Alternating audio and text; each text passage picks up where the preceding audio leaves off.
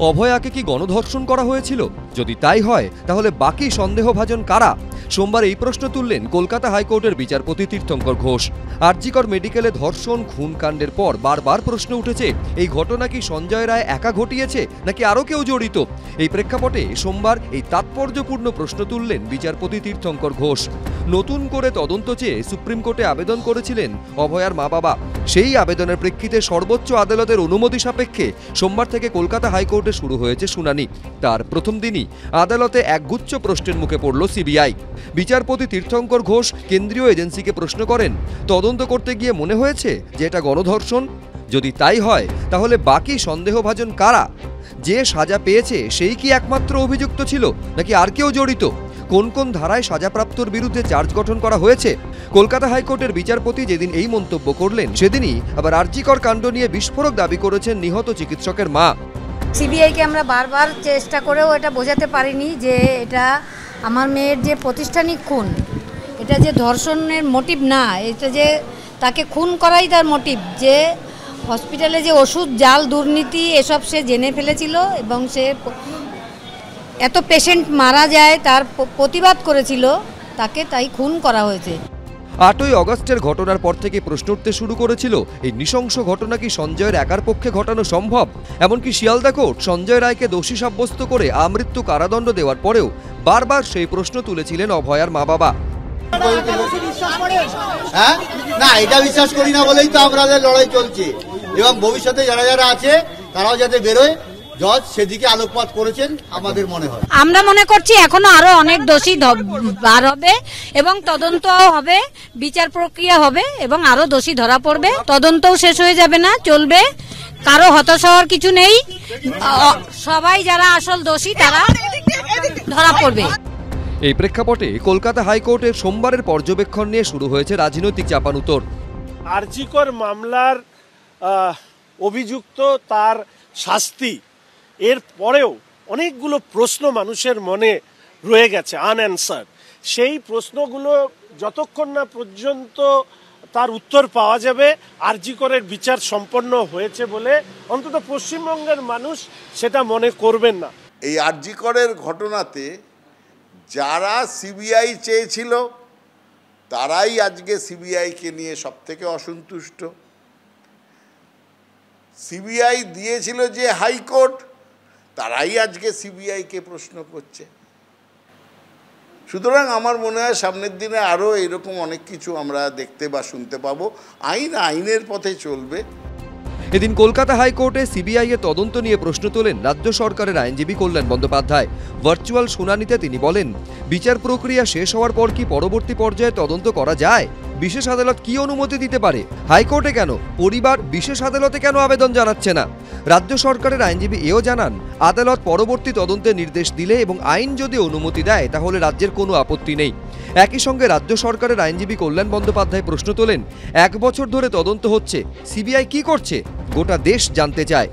রাজ্য সরকার একদিকে বলছে ফার্দার ইনভেস্টিগেশনে কোনো তাদের অবজেকশন নেই, কিন্তু আবার আইনের দিক দিয়ে বাধা দেখাচ্ছে। তারা কি যে সঠিক কথা বলতে চাইছে পরিষ্কার করে বলছে না। যেটা রাজ্য সরকারের প্রথম 9 তারিখ থেকে আমরা দেখে আসছি, সেই চরিত্রটা এখানেও তুলে ধরে। আরজিকর কাণ্ডে তদন্তে সিবিআই এর ভূমিকা নিয়েও রাজনৈতিক চাপানুতোর চলছেই। সিবিআই তো চেয়েছিল, যারা আজকে বলছে সিবিআইকে গালাগালি দিচ্ছে যে সিবিআই তদন্ত ঠিক হয়নি, যারা বলছে তারাই তো সিবিআই করে বলেছিল খুব বেশি দিন আগে নয়। এবং 3 দিনের মাথায়, ঘটনার 3 দিনের মাথায় সিআইডির হাত থেকে সিবিআইয়ের হাতে তুলে দেয়। কারা তুলে দেয়? হাইকোর্ট। আবেদন কারা করেছিল? যারা আজকে বলছেন সিবিআই খুশি নয়। হাইকোর্ট নতুন করে এই কেসের যে বিভিন্ন দিকগুলো তুলে ধরছেন, আমরা আশা রাখি, আমি ব্যক্তিগতভাবে আশা রাখি যে আরজিকরের নির্যাতিতার পরিবার সহ পশ্চিমবঙ্গের মানুষ যারা এই অভিযোগে অভিযুক্ত শুধু নয়, অভিযুক্তকে আড়াল করবার যারা চেষ্টা করেছেন, বিশেষ করে রাজ্যের তৃণমূল কংগ্রেসের নেতা নেত্রী থেকে শুরু করে প্রশাসনিক কর্তা ব্যক্তিরা, তারা যেন উভয় শাস্তি পায় সেটা হাইকোর্ট সুনিশ্চিত করুক। সুবিচার পাবেন বলে আশা করছেন? 51 জনের সাক্ষ্য গ্রহণ করা হয়েছে, 2 মাস ধরে বিচারপতি সব শুনেছেন। বিচারপতি যেটা ভালো মনে করবেন নিশ্চয়ই সেই রায় দেবেন, আমাদের আশা। তবে আমাদের যে মেইন সত্য এখনও উদ্ঘাটিত হয়নি, মানে একজনের পক্ষে এই কাজ ঘটানো অসম্ভব ব্যাপার আমাদের মনে হয়। এবং সিএফএসএলের রিপোর্টেই তো সেটা উল্লেখ করা হয়েছে, কিন্তু একটা মেডিকেল বোর্ড আবার সেখানে উল্টো সুর দিয়েছে। MBMI বলে একটা মেডিকেল টিম তৈরি করা হয়েছিল, সেখানে ডাক্তার আদর্শ কুমার বলেছেন যে একজনের পক্ষে ঘটনা ঘটানো সম্ভব। আমরা যে লয়ার প্রথম মানে ইনক্লুড করেছিলাম বিকাশ রঞ্জন ভট্টাচার্য, তো ওনার প্রচেষ্টায় মামলাটা হাইকোর্টে গিয়ে, আমরা হাইকোর্টে কিন্তু প্রথম দিকে সিবিআই চাইনি। অনেকে আমাদের বলছেন সিবিআইকে চেয়ে সিবিআইকে ডেকে নিয়ে এসে এখন সিবিআইয়ের উপর আমরা ভরসা রাখতে পারছি না। আমরা চেয়েছিলাম independence imperial officer under supervision of the জাজ অফ দ্য হাইকোর্ট। সেখানে হাইকোর্ট সিবিআইকে ভালো মনে করে সিবিআইকে দিয়েছিল। সিবিআই আপনারা সিবিআইয়ের উপর ভরসা রেখেছিলেন, আমার মনে আছে সেপ্টেম্বর মাসে এই স্টুডিওতে যখন এলেন আপনারা একদম বলেছেন যে সিবিআইয়ের উপর আমাদের সঙ্গে যোগাযোগ রাখছিল, আমাদের সঙ্গে যোগাযোগ রাখছিল। কলকাতা পুলিশ প্রথম দিকে যা করেছে, প্রথম দিন আমাদের যা করেছে, মানে আমার মেয়ের মৃত্যুতে যা আমরা দুঃখ না পেয়েছি, পুলিশের যে ওই যে কর্মকাণ্ড আমাদের সেটা আরও বেশি দুঃখিত করেছে। মানে মেয়ের মৃত্যু তো আমাদের কাছে একটা শোকের বিষয় ছিলই, বিপরীতে যে পুলিশের যে অত্যাচার আমাদের উপরে দিন হয়েছিল, মানসিক অত্যাচার, সেটা আমরা আশা করব পৃথিবীতে কোনো মা বাবাকে যেন সেটা সহ্য করতে না হয়। সেটা পুলিশ কেন করেছিল বা কার নির্দেশে করেছিল সেটা পুলিশই জানে। জীবনে কোনোদিন আমি কোর্টে যাইনি, এখন আজকে মেয়েকে একটা জায়গায় পৌঁছে দিয়েছিলাম বলে আমাদের এই আইন আদালত করতে হচ্ছে, সেটা আমাদের খুবই মানে মর্মান্তিক ব্যাপার। এখন সত্যি মনে হয় মেয়েটাকে যদি শিক্ষিত না করতে, লেখাপড়া না শেখাতাম, আজকে আমাদের এই পরিস্থিতিতে সামনে হতো না।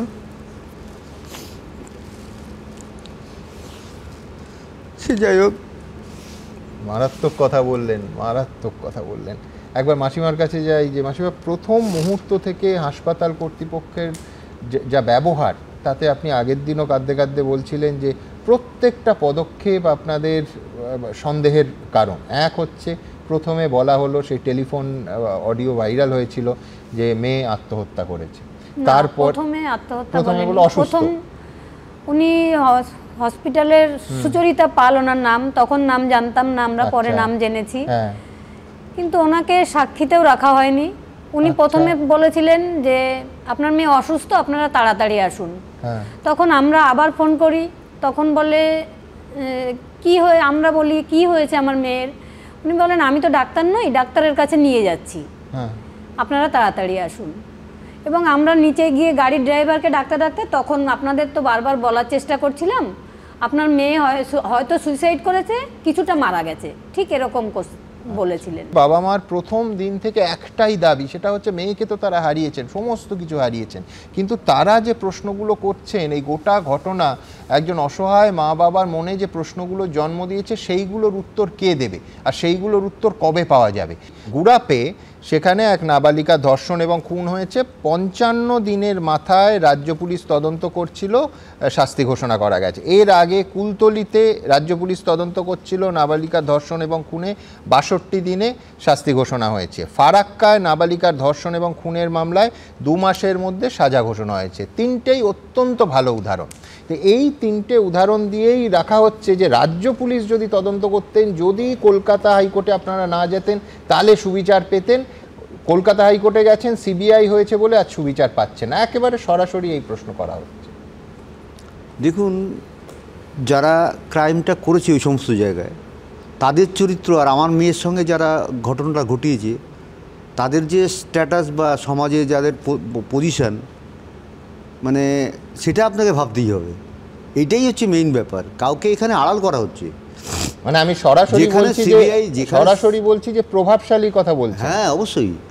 যেখানে সিবিআই বলছে লার্জার কনস্টিটুয়েন্সি হয়েছে, হ্যাঁ, এবং যেখানে সে প্রিন্সিপাল এবং টালা থানার ওসি যেখানে মামলার কেসটায় হাসাব করেছেন এবং অ্যাবটমেন্টেরই অভিযোগ এনেছে সিবিআই চার্জশিটে, সেখানে তো বুঝতেই হবে যে এই বিচার পেতে গেলে খুব কষ্ট করতেই হবে, লড়তে হবে, সব দুয়ারে দুয়ারে যেতে হবে, বিচার ভিক্ষা চাইতে হবে। ভিক্ষা চাইলে তো পাওয়া যাবে না, এখন জোর করে আনতে হবে। আপনি বলছেন দাবি করতে হবে, দাবি করতে। তুলতে এখন হবে। যা পরিস্থিতি, প্রথমে ভিক্ষা চাইছিলাম আমরা, কিন্তু দেখলাম যে ভিক্ষা করলে পাওয়া যাবে না, দাবি করে এবং জোর করে আনতে হবে। ওরা কি বলছে যে এই তদন্ত করাটাই আমাদের কাছে চ্যালেঞ্জ। আর একটা কথা বলেছে ওরা, আমি বলবো কি যে অবস্থায় ক্যালকাটা পুলিশ কি বলেছিল মুখবাদীওয়ালা, যে এরকম খারাপ তদন্ত আমি 30 আমার বছরে 30 আমার বছরে কর্মজীবনে আমি দেখিনি। তার মানে তদন্তটা এত খারাপ হয়েছে যে তা দিয়ে কিছু করা যায় না। এবং তারপরেও আমি বলবো কি, যদি কিছু মনে আপনারা না করেন মা এবং বাবা, এই কেসে সেই সঞ্জয়ের বিরুদ্ধেও চার্জশিট দেওয়া একটা মিরাকেল। কারণ এমনভাবে সর্বনাশ করে গেছে প্রত্যেকটা জিনিসের উপরে, তা দিয়ে তদন্ত হয় না।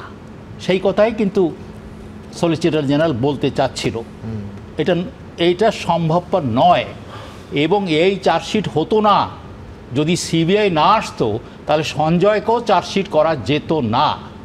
1 নম্বর, দিস ইজ ভেরি ইম্পর্টেন্ট। কেন বলছেন 4 দিনে তো কলকাতা পুলিশ সঞ্জয়কে পিনপয়েন্ট করেছিল? ওটা বললে হবে না। যেভাবে আপনি যদি চার্জশিটটা ভালো করে তুমি পড়ো, তাহলে দেখবা তারা কত জায়গায় কত পয়েন্ট বার করেছে, মানে সিবিআই কত পয়েন্ট বার করেছে, প্রায় 30টা পয়েন্ট বার করেছে, যে কিভাবে কিভাবে কিভাবে কিভাবে কিভাবে আমরা বলছি যে এও এর মধ্যে আছে। তার মানে এই না যে এই কেসে আর কেউ নাই, এই কথা সিবিআই কিন্তু বলে নাই। যাকে কলকাতা পুলিশ অ্যারেস্ট করলো বা যাকে অভিযোগ মানে খুনি হিসেবে গ্রেপ্তার করা হলো বা মূল অভিযুক্ত হিসেবে, সেখান থেকে কোনো তারতম্য হলো না। যদি মমতা বন্দ্যোপাধ্যায় 4 দিনের জায়গায় যদি আরো 40 দিন পেতেন বা রাজ্য সরকার যদি পেতেন, হলো না, কিন্তু প্রশ্নের উত্তরও তো পাওয়া গেল না। আমি সেটাই বলছি রাহুল, যদি এই 42টা প্রশ্নের উত্তর থাকতো না, তাহলে এই একই সঙ্গে এই আমরা 6 জন মিলে সাধুবাদ জানাতাম যে এই তদন্তকে। আমি তো প্রশ্নগুলো তো আনসার, প্রশ্নগুলো তো আমাদের কাছেও আছে। আজকে যেখানে দাঁড়িয়ে আরজিকরে প্রথম অটোপসি করা হলো, আজকে দাঁড়িয়ে প্রথম যেখানে হলো, সেখানে কিন্তু জুনিয়র ডাক্তারদের সম্মতি ছিল, সই ছিল।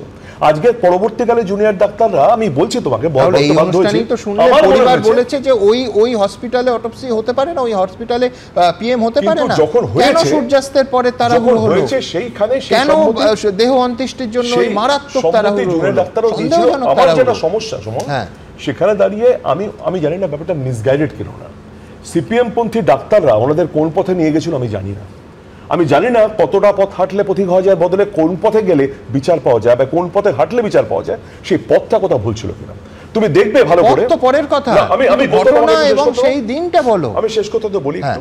আজকে যেখানে উপেন্দা বললেন, যেখানে ফিরদৌস বললেন যে আজ উপেন্দা সোজা বললেন কোথাও গলদ ছিল, তো গলদ যদি ছিল, কলকাতা পুলিশ যখন ইনভেস্টিগেট করছে এবং যাকে অ্যারেস্ট করেছে, তারপরে দাঁড়িয়ে এত তাড়াতাড়ি কলকাতা হাইকোর্ট যে তৎপরতার সাথে সিবিআই কে কেস দিয়েছে, আজ অব্দি বোধহয় কাউকে দেয়নি, এবং সিবিআই যে সময়টা পেয়েছে। তুমি বলো, এই মামলায় অনেক কিছু ঘটেছে। সুপ্রিম কোর্ট যে তৎপরতার সঙ্গে রবিবারের একটা দুপুরবেলা সুমোটো সেটা কলকাতা হাইকোর্টের থেকে সুপ্রিম কোর্টে চলে গেল, সেটাও নজিরবিহীন। আমি বলি সেটা তোমাকে, আমি হাসি মুখে এইটুকুই বললাম। তাদেরকে বন্ধু হিসাবে সাথে নিয়ে গেলেন ওনারা। তারা বলল, কারণ পুলিশের রিপোর্টে আছে, বিভিন্ন রিপোর্টেও আছে, যে এক্ষুনি পোস্টমর্টম করতে হবে, নাহলে আগুন জ্বলবে। তো রাতেবেলা কেন আগুন জ্বলবে? যিনি মহিলা ছিলেন, যিনি পোস্টমর্টমটা করেছিলেন, তিনি বলেছেন এই রাতেবেলা পোস্টমর্টম করবো না। তখন লোকাল এসআই একজন, তিনি সাইন করে বলেন no, law and order situation আছে, করা যাবে। তো এসআই রিপোর্টটা করতে পারে না, ল অ্যান্ড অর্ডার সিচুয়েশনের রিপোর্টটা এসআই দিতে পারে না। পোস্টমর্টমটা হলো, রাতের বেলা বডি ক্রিমেট করে দেওয়া হলো। সুমনদা মনে আছে তোমাকে একদিন এখানে বসে আমি প্রশ্ন করেছিলাম, আবার রিপিট করছি, উপেনবাবু আছেন এখানে, অত্যন্ত দক্ষ একজন অফিসার। উপেনবাবুকে যদি আমি আজকে বলি যে তুমি এই ব্লেজারটা পরে আছো, ব্লেজারটার রং লাল, উপেনবাবু বসে প্রমাণ করতে পারবে রং লাল? পারবে না তো। সেমিনার রুম, বডি ক্রিমিনাল জাস্টিসে বা ইনভেস্টিগেশনে বডি কথা বলে, বডিটা নেই। সেমিনার রুমে কে প্রেজেন্ট ছিল? আরজি করের ফরেন্সিক মেডিসিনের এইচওডি। ফরেন্সিক মেডিসিনের HOD, if he wants to remove the forensic evidence, তাহলে তার থেকে ভালো এই কাজটা আর কে করবে? আর কেউ কি করতে পারবে কি? আমার প্রশ্ন আছে। একটা কথা আছে জানো, justice should not only be done, it should be seen to be done. তো এইখানে এই কোথায় হলো? আমি আবার বলছি, আজকে যা এভিডেন্স আছে আমি যদি ধরে নিই, মানে ফর আর্গুমেন্টসে প্ল্যান করা হয়েছে, কারণ আমি জানি না, কেউ জানে না কী হয়েছিল অ্যাকচুয়ালি। CBI is confused. এই যে ছেলেটা ধরা পড়েছে, এই রায়, সে সঞ্জয় রায় তুমি দেখো পুরো ইস্যুটা এই যে প্ল্যান্টেডও হয়, কারোর কাছে কিছু করার নেই, যারা প্ল্যান করে তারা মহান মহান লোক। কিন্তু কতটা প্রশ্নটা থেকে যাবে সুমনদা, আজকের দিনও থেকে যাবে, যে ওই পার্টিকুলার দিনে কারা কারা উপস্থিত ছিল, কেন উপস্থিত ছিল। আমি প্রথম দিন তোমাকে এখানে বলতাম যখন ইস্যুটা হয়েছিল যে this is not just a case of rape and murder, this is a case of A scam, তারপর রেপ অ্যান্ড মার্ডার। মেয়ের নৃশংস ধর্ষণ খুনের ঘটনায় নতুন করে তদন্তের দাবিতে সুপ্রিম কোর্টে আর্জি জানিয়েছিলেন বাবা মা। সেই মামলা কলকাতা হাইকোর্টে পাঠিয়েছে সর্বোচ্চ আদালত। সোমবার তার শুনানিতে ফের একবার উঠল তথ্য প্রমাণ লোপাটের প্রসঙ্গ। কলকাতা হাইকোর্টের বিচারপতি তীর্থঙ্কর ঘোষ এদিন সিবিআই এর আইনজীবীকে প্রশ্ন করেন, ধর্ষণ বা গণধর্ষণ এবং তথ্য প্রমাণ লোপাটের তদন্তও কি করছেন? এই মুহূর্তে তদন্ত কোন জায়গায় দাঁড়িয়ে আছে? এই নিয়ে কেস ডায়েরি পেশ করার জন্য সিবিআই এর আইনজীবীকে নির্দেশ দিলেন বিচারপতি ঘোষ। আরজিকর মেডিকেলে অভয়ার ধর্ষণ খুনের ঘটনায় বারবারই তথ্য প্রমাণ লোপাটের অভিযোগ উঠেছে। 22শে আগস্ট সুপ্রিম কোর্টের শুনানিতেও তথ্য প্রমাণ লোপাটের অভিযোগ উঠেছিল। খোদ সিবিআই এর আইনজীবী অভিযোগ করেছিলেন, অপরাধের জায়গা আগের মতো নেই, তার চরিত্র বদল হয়ে গেছে। ধর্ষণ খুনের 5 দিন পর সিবিআই তদন্ত শুরু করেছে, ততদিনে সবকিছু বদলে দেওয়া হয়েছে। যা শুনে প্রধান বিচারপতির বেঞ্চ বলেছিল, ঘটনার তথ্য প্রমাণ সংরক্ষণে দেরি করা হয়েছে, খুনের জায়গা থেকে তথ্য প্রমাণ লোপাটের আশঙ্কা থেকেই যাচ্ছে। আরজিকর মেডিকেলের তৎকালীন অধ্যক্ষ সন্দীপ ঘোষ এবং টালা থানার তৎকালীন ওসি অভিজিৎ মণ্ডলকেও তথ্য প্রমাণ লোপাটের অভিযোগে গ্রেপ্তার করেছিল সিবিআই। এই দুজনের বিরুদ্ধে রিমান্ড লেটারে সিবিআই দাবি করেছিল, 9ই আগস্ট দুপুরে আরজিকর মেডিকেলের সুপারকে দিয়ে সন্দীপ ঘোষ টালা থানায় যে অভিযোগ করিয়েছিলেন তাতে সঠিক তথ্য ছিল না, এমনকি জেনে বুঝে আত্মহত্যার তত্ত্ব ভাসিয়ে দেওয়া হয়েছিল। কেন্দ্রীয় এজেন্সির দাবি, গোটা ঘটনাকে গুরুত্বহীন করে দেখাতে চাওয়ার জন্যই তথ্য প্রমাণ নষ্ট করা হয়েছে। এমনকি সিভিক ভলেন্টিয়ার সঞ্জয় রায়কে দোষী সাব্যস্ত করে শিয়ালদা আদালতের বিচারক নির্দেশনামায় লিখেছিলেন। আরজিকর মেডিকেল কলেজের রেসপিরেটরি মেডিসিনের অ্যাসোসিয়েট প্রফেসর সুমিত তপাদার সাক্ষ্যদানের সময় বলেছেন, দেহ উদ্ধারের পর তিনি তড়িঘড়ি আরজিকর মেডিকেল কলেজের তৎকালীন অধ্যক্ষ সন্দীপ ঘোষকে ফোন করেন। সন্দীপ ঘোষ ফোন না তোলায় তিনি মেসেজ লেখেন, খুব গুরুত্বপূর্ণ বিষয়, 5 মিনিটের মধ্যে ফোন করুন। এরপর কলব্যাক করেন সন্দীপ ঘোষ। ওই সাক্ষী তার বয়ানে বলেছেন, ঝামেলা এড়াতে দ্রুত মৃতদেহ মর্গে পাঠাতে বলেন সন্দীপ ঘোষ। তখন ওই সাক্ষী বলেন, ইতিমধ্যেই পুলিশকে খবর দেওয়া হয়েছে, তদন্ত ছাড়া দেহ মর্গে পাঠানো যাবে না। এবার হাইকোর্টেও তথ্য প্রমাণ লোপাটের প্রসঙ্গ উঠল। এটা আমরা সিবিআইকে বারবার বলা সত্ত্বেও সিবিআই এদিকে আওতায় আনেনি, এবার হয়তো আনবে, সিবিআই হয়তো নড়ে চড়ে বসবে। সিবিআই যে এতটা সময় হাতে পেয়েও তাদের যে ইনভেস্টিগেশন যেভাবে করার দরকার ছিল, তাদের কোথাও একটা বড়সড় গাফিলতি আছে, যেটা শিয়ালদা কোর্টের বিচারকও লক্ষ্য করেছেন, যে সিবিআইয়ের যেভাবে তৎপরতা নিয়ে যেভাবে প্রশ্নগুলির উত্তর খুঁজে পাওয়ার দরকার ছিল তারা করেনি।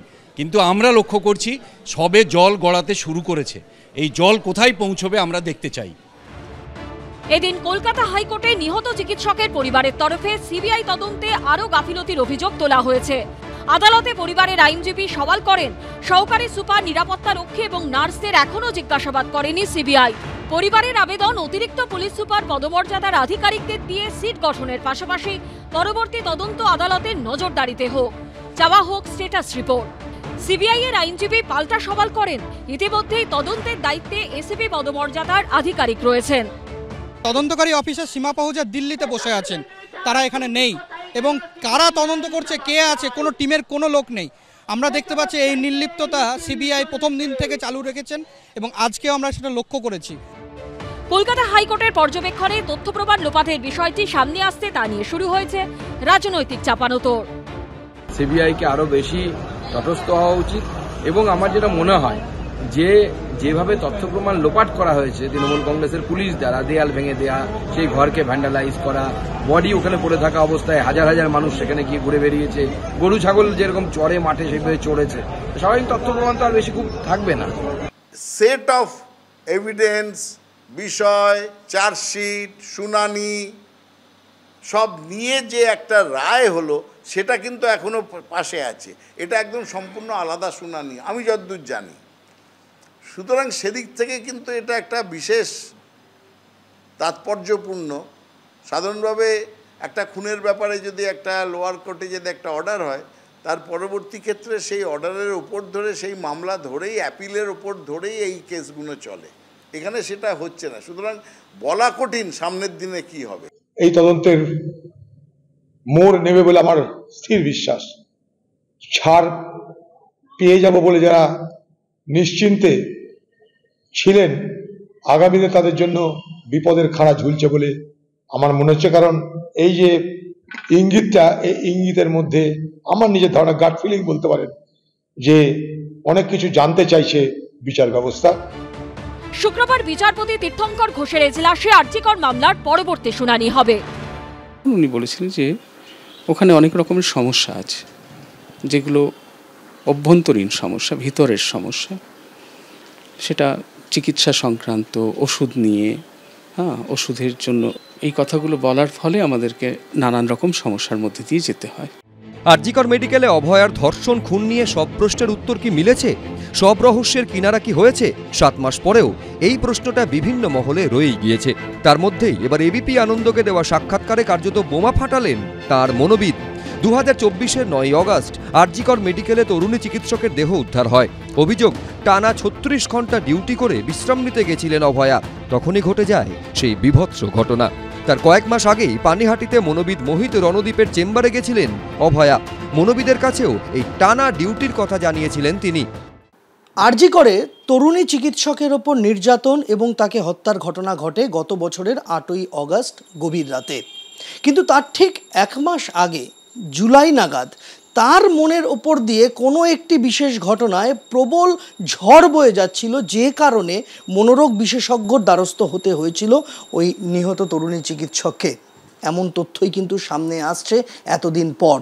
তার কারণ, তার বাড়ি থেকে কিছুটা দূরে বসেন এক মনোসমাজকর্মী মোহিত রণদীপ। তার কাছে গিয়েছিলেন ওই তরুণী চিকিৎসক। জিজ্ঞেস করি যে কী সমস্যা, কি করেন আপনি? জানতে পারি উনি একজন পোস্ট গ্র্যাজুয়েট স্টুডেন্ট মেডিকেল সায়েন্সের, আরজিকর মেডিকেল কলেজে রয়েছেন উনি। ওর সমস্যা যেটা বলেন সেটা হচ্ছে মূলত ঘুমের সমস্যা। অর্থাৎ ঘুম রয়েছে, প্রবলভাবে ঘুমোতে চাইছেন তিনি, কিন্তু ঘুমানোর সুযোগ পাচ্ছেন না। টানা তাকে প্রায় 36 ঘন্টা ডিউটি করতে হয় এবং তার মধ্যে বলতে পারেন যে খানিকটা সময় চুরি করে ঘুমানো, এইটার মধ্যে দিয়ে যেতে হচ্ছে। তার ফলে তার শরীরে মনে একটা প্রভাব পড়ছে। মনোবিদের দাবি, টানা ডিউটি, তার ফলে পর্যাপ্ত ঘুমের অভাব, চূড়ান্ত মানসিক চাপ, সব মিলিয়ে শারীরিক ও মানসিকভাবে বিধ্বস্ত হয়ে পড়েছিলেন তরুণী চিকিৎসক। কিন্তু এত ঘন্টা ধরে তাকে ডিউটি করতে হচ্ছিল কেন? মনোবিদের কাছে কি জানিয়েছিলেন অভয়া? এবিপি আনন্দকে দেওয়া এক্সক্লুসিভ সাক্ষাৎকারে তা নিয়ে বিস্ফোরক তথ্য সামনে এনেছেন মনোবিদ মোহিত রণদীপ। জিজ্ঞেস করি যে টানা 36 ঘন্টা এটা কেন? এটা কি শুধু আপনার সঙ্গে না ওখানে যারা রয়েছেন সবার সঙ্গে? তার উত্তরে উনি বলেছিলেন যে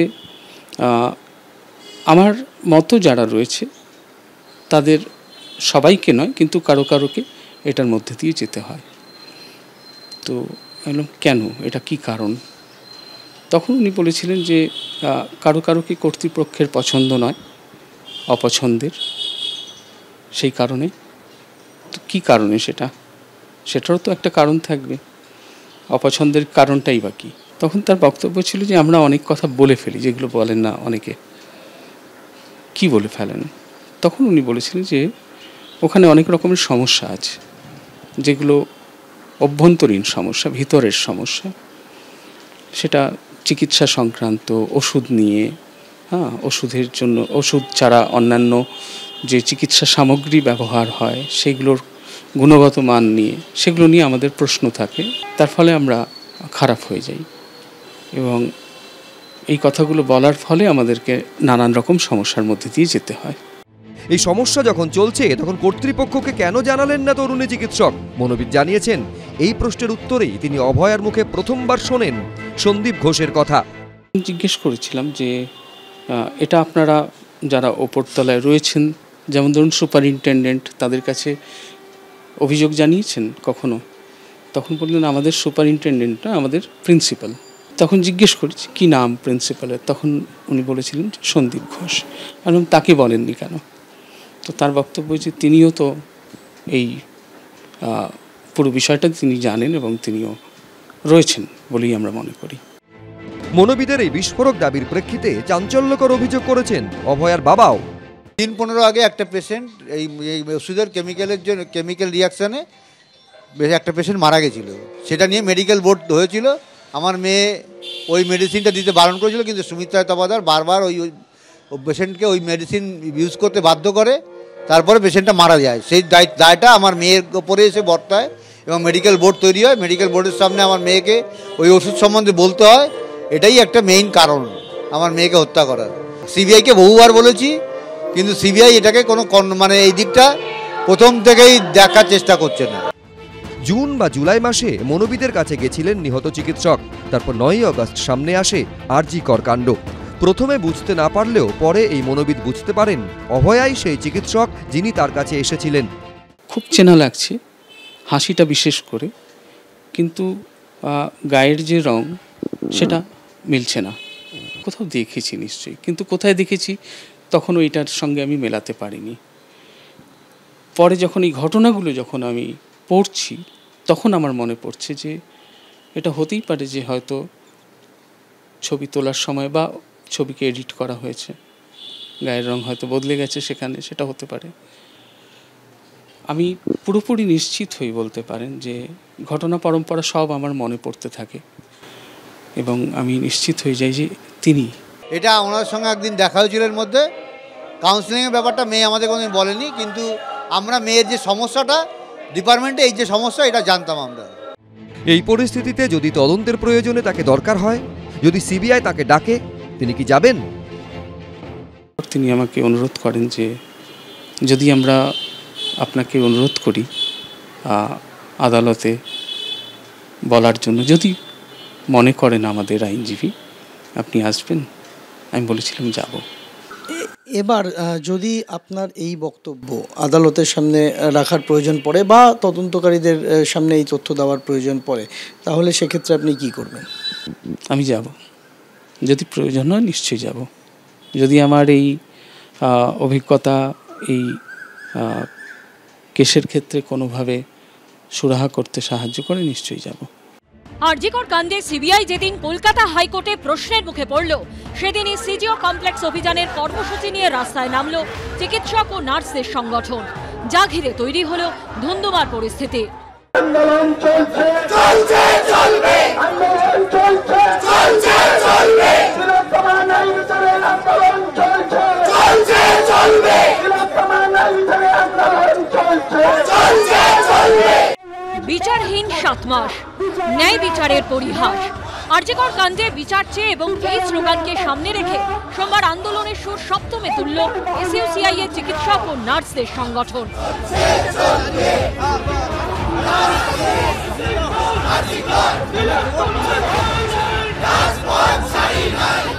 সল্টলেকের সেন্ট্রাল পার্ক থেকে সিজিও কমপ্লেক্স পর্যন্ত হলো মিছিল।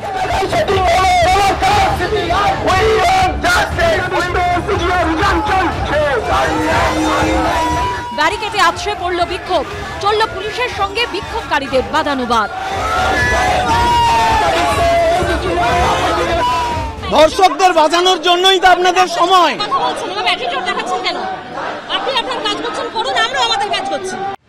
এই ঘটনা কি গণধর্ষণ? হয়ে থাকলে সন্দেহভাজন কারা? সোমবার সিবিআই এর উদ্দেশ্যে এই প্রশ্ন ছুড়ে দিয়েছেন কলকাতা হাইকোর্টের বিচারপতি তীর্থঙ্কর ঘোষ। অন্যদিকে আরজিকর কাণ্ডের মূল মামলা অর্থাৎ অভয়ার ধর্ষণ ও খুনের মামলায় সিবিআই কবে সাপ্লিমেন্টারি চার্জশিট দেবে সেই প্রশ্ন তুলে সোমবার সল্টলেকে সিজিও কমপ্লেক্স অভিযান করল এসইউসিআই এর চিকিৎসক নার্সের মোট 3টি সংগঠন। সল্টলেকের সেন্ট্রাল পার্ক থেকে শুরু হয় মিছিল।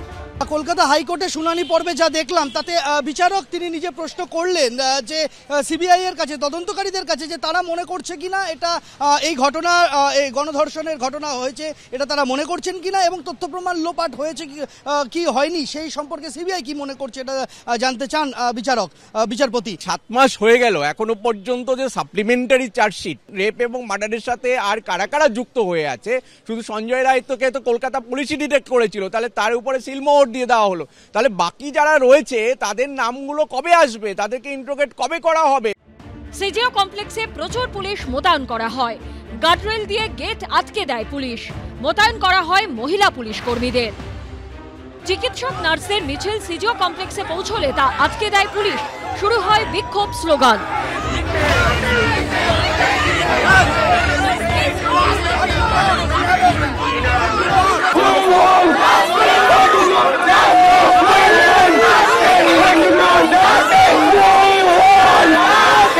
সমস্ত ঘটনাটার মধ্যে প্রশাসন এবং সিবিআই এর ভূমিকা অত্যন্ত নক্কারজনক। যদি সেটা সদর্থক হতো তাহলে আমাদের হয়তো এইভাবে রাস্তায় নামতে হতো না।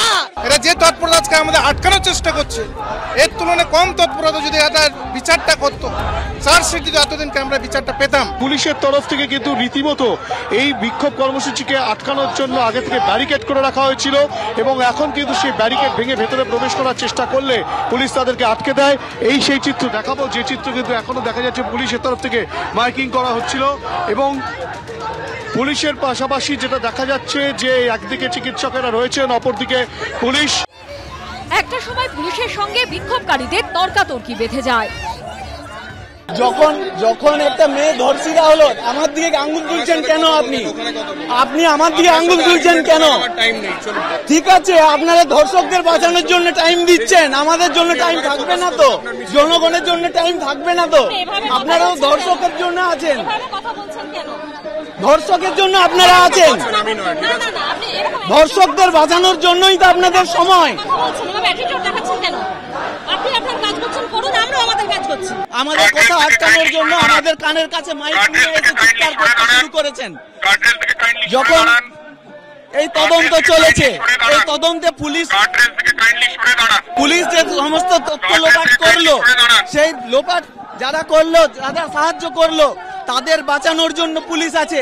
কিন্তু জনগণ যখন বিচারের দাবি নিয়ে আসছে, তারা একের পর এক ঝামেলা করে যাচ্ছেন। বেশ কিছুক্ষণ এই পরিস্থিতি চলার পর বিক্ষোভকারীদের 5 সদস্যের দল সিবিআই দপ্তরে গিয়ে আধিকারিকদের সঙ্গে কথা বলেন। বেরিয়ে এসে তারা দাবি করেন, ধর্ষণ ও খুনের মামলা তদন্তকারী অফিসার সীমা পাহুজা বর্তমানে দিল্লিতে রয়েছেন। একজন ডিএসপি পদমর্যাদার একজন অফিসারের সাথে আমরা দেখা করলাম, দেখলাম আমরা চূড়ান্ত নির্লিপ্ততা।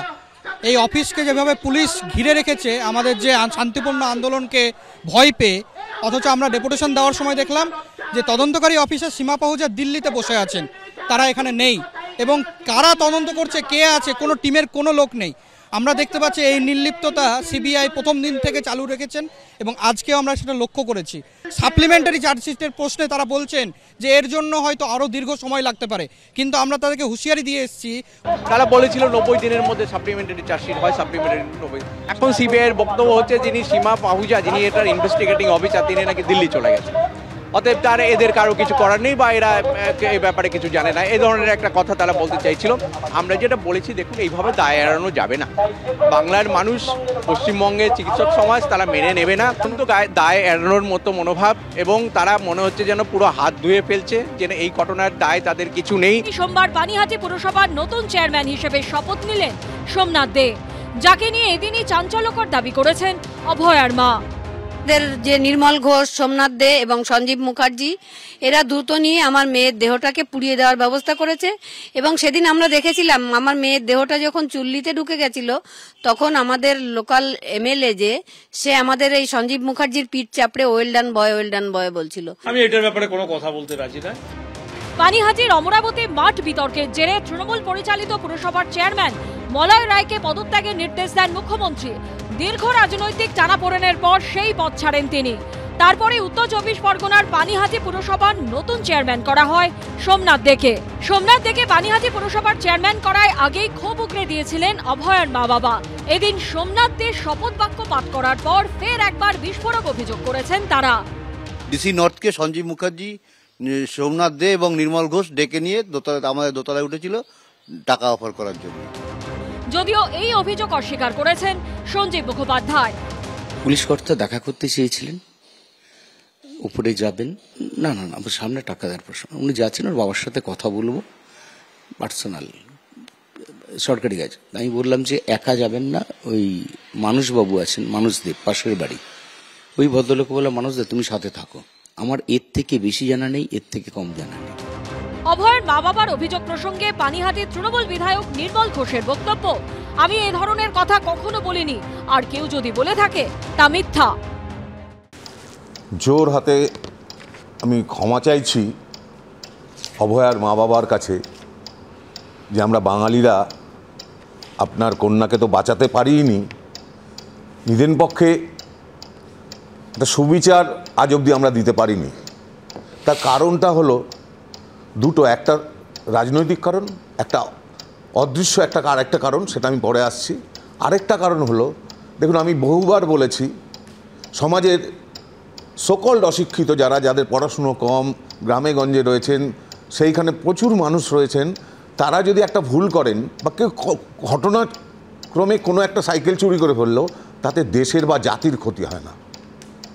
একটা দেশ বা জাতির ক্ষতি হয় যখন শিক্ষিত সমাজ বিবেকহীন, নিষ্ঠুর এবং রাজনৈতিক নেতাদের তোষামোদি করেন, তখন দেশের ক্ষতি হয়। কি নির্লজ্জভাবে কিছু ব্যক্তি খালি কোনো একটি রাজনৈতিক দলকে সন্তুষ্ট করার জন্যে সমাজের কাছে এগুলো তুলে ধরেন যে এটার পেছনে এটার পেছনে এটার পেছনে আমি জানি না তাদের পরিবারে কে আছেন। আমি একজন বাঙালি হিসাবে, একজন মানুষ হিসাবে, একজন শিল্পী হিসাবে আমার লজ্জা লাগে। এবং যেটা সুমন তুমি বললে যে প্রতিহিংসা পরায়ণ, আমি দেখলাম এটা আমরা সবাই দেখছি, প্রত্যেকটি মানুষ দেখছে। আমরা যদি দেখি গোটা পশ্চিমবাংলার সমস্যা, আজকে বছরের পর বছর ছেলেমেয়েরা রাস্তায় বসে আছে, কয়েকশো ছেলে মেয়ে, তার মধ্যে কয়েকজনের মৃত্যু হয়ে গেছে, তাদের যোগ্য চাকরিটার জন্য তারা রাস্তায় বসে আছে। কোথায় কোন বাঙালি কাঁদছে তার জন্যে? না, আমি খুব পরিষ্কার করে জানতে চাইব, দেবনারায়ণ সরকার যেটা বলছিলেন যে এই গোটা ঘটনায় স্বাক্ষরকারী হিসেবে জুনিয়র ডাক্তারদের একাংশের ভূমিকা। দেখুন, প্রথম কথা, এটা বলতে গিয়ে একটু ইমোশনাল ফিল হচ্ছে। মানে বাবা মায়ের সঙ্গে ছিলাম কদিন আগে দিল্লিতে, তো ওদের কষ্টটা কিছুটা বোঝা যায়। সুমনদা, আমাদের যে যুদ্ধ এবং যে জুনিয়র ডাক্তার, এই ঘটনায় জুনিয়র ডাক্তাররাও জড়িত থাকতে পারে, এটা আমরা কখনো দ্বিমত করিনি। এই ঘটনায় nursing staff, police staff, hospital staff জড়িত থাকতে পারে, দ্বিমত করিনি। প্রিন্সিপাল জড়িত আছে, সেই জন্য আমরা প্রতিবাদও করেছি। প্রিন্সিপাল জেলে আছে, আমরা দ্বিমত করিনি।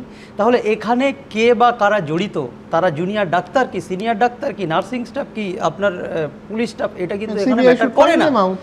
বারবার এই জুনিয়র ডাক্তার বলে যে কিছু সত্য কিছু মিথ্যা মিশিয়ে দিয়ে আন্দোলনকারী জুনিয়র ডাক্তারদের দিকে একটা যে তীর ছোঁড়ার যে প্রক্রিয়া, এটা কিন্তু আমি আবার বলছি, আমাদের দিকে অনেক বিভিন্ন ঝামেলা দিয়ে বিভিন্ন করা হয়েছে, এটা ম্যাটার নয় সুমনদা। এখানে বিচারটা জরুরি। বাবা মার কান্নার আওয়াজ কিন্তু 100 বছর থাকবে। আমরা বুড়ো বয়সে যখন মৃত্যুর কোলে ঢলে পড়বো, তখনও আমাদের মনে থাকবে যে এই বিচারটাকে কীভাবে নোংরামো করা হয়েছিল, হসপিটাল ভাঙচুর করা হয়েছিল, এটা কারোর অসুবিধা কেউ দেখেনি এমন নয়। সেদিন গিয়ে উল্লাস করা হয়েছিল, কেউ দেখেনি এমন নয়। আজকেরও কোনো একজন প্রিন্সিপালের ট্রান্সফার নিয়ে কিছু ব্যক্তি উল্লাস করছে, এটা কারোর অগোচরে কিছু নয়। তাহলে উদ্দেশ্যটা কি? আপনি বিচার দেবেন কি দেবেন না, দুটোর মধ্যে আপনি কোন দিকে যাবেন? ডায়মন্ড উৎসব চলছে, ডায়মন্ড হারবার কলেজে। আমি একটা জিনিস বলি, ডাক্তার বাবু, আপনি যে বললেন যে আপনার জুনিয়র ডাক্তার জড়িত রয়েছে, এটা আপনি এখন বলছেন, আগে বলেননি। আবার কি বলছি? আপনারাই বলছেন। না না, এটা নিয়ে বহুদিন ধরে চলেছে এই জিনিসটা। না যখন বারবার আমি আপনার আমি বলছি, যদি আবার বলছি, আমি বলছি যদি যে বাবা গেছে জেলে নিয়ে যাও, তাদের প্রতি এখানে বলছি প্রফেশন সেটা ম্যাটার করে না। ওইখানেই আমরা প্রথমে সই করেছিলেন জুনিয়র ডাক্তাররা, বা ওই পাশের ঘরটি ভাঙা হবে সেইটার ক্ষেত্রেও যখন সই করেছিলেন, সই ছিল না, কারণ সই ছিল না। আমার বক্তব্য খুব পরিষ্কার, আমি থামাচ্ছি। হ্যাঁ, তদন্তকারীরা একদম শাস্তি দিবে তো। এক সেকেন্ড, চারজন কথা বললে কেউ শুনতে পারবেন না। হ্যাঁ, যারা সেখানে সই করেছিল তারা এখন এটা চাচ্ছে।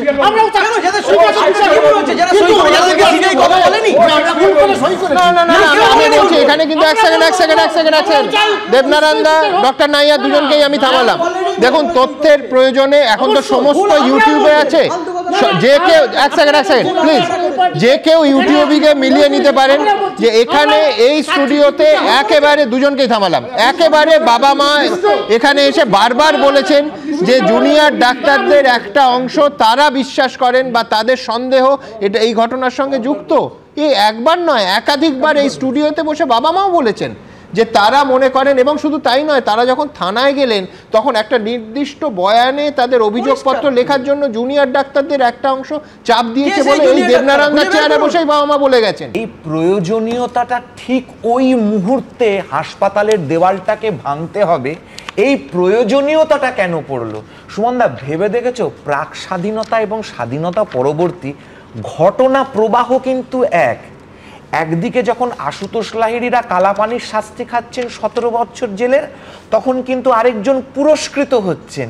ঠিক তেমনি ভাবে তুমি দেখো অভয়ার মৃতদেহ কিন্তু একদিকে যখন তার পুড়িয়ে দেওয়া হচ্ছে তখন কিন্তু তৃণমূলের কাউন্সিলর এবং এমএলএ পুরস্কৃত হচ্ছেন, হাহাকার করছে আরেকদিকে। কিন্তু সিবিআই এর তো সব প্রমাণগুলো আপনারা লোপাট করে দিয়েছেন। আপনারা দেওয়ালটা তখন ভাঙতে হলো কেন? বেচারা সবটা কেন রাখেন নি? আপনারা কেন বলেছিলেন আপনাদের যে দাঁড়িয়ে এখানে যে মেয়েটি সুইসাইড হয়েছে কেন বলেছিলেন? বাবা বাবা কেন বলেছিল? এই যে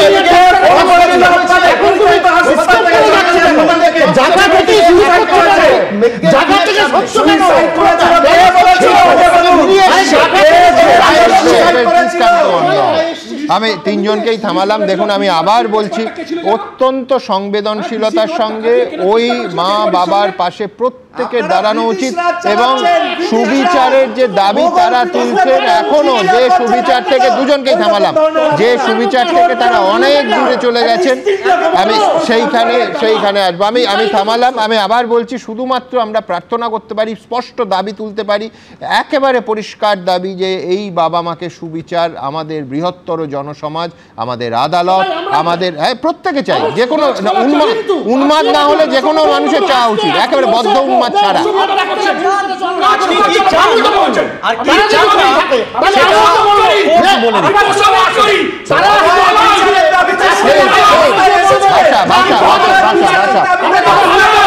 আরজিকর কাণ্ড নিয়ে কলকাতা হাইকোর্টের রায়, মনোবিদের বিস্ফোরক দাবি।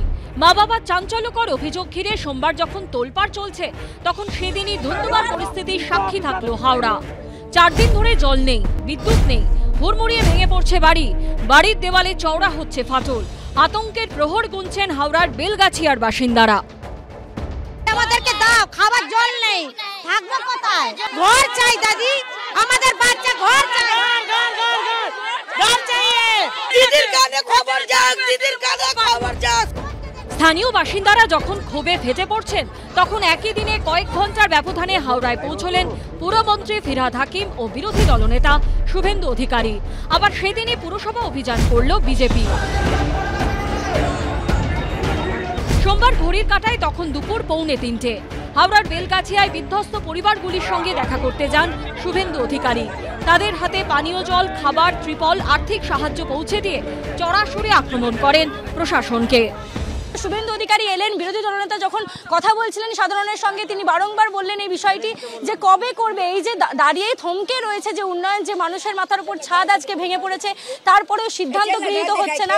তাদের রিহ্যাবিলিটেশনের জন্য শুধুমাত্র একটি স্কুল দেওয়া হয়েছে, সেই সমস্ত বিষয়কে তিনি অ্যাড্রেস করলেন। এই যে জায়গায় ধস নেমেছে সেখানে কিন্তু তিনি ঘুরে ঘুরে পুরো জায়গাটা দেখছেন, এবং তার সঙ্গে অভিযোগও করছেন যে মন্ত্রী এই এলাকায় এসে এই ধসনামা বাড়িগুলো কেন দেখতে এলেন না, তিনি কেন দেখতে এলেন না এখানে।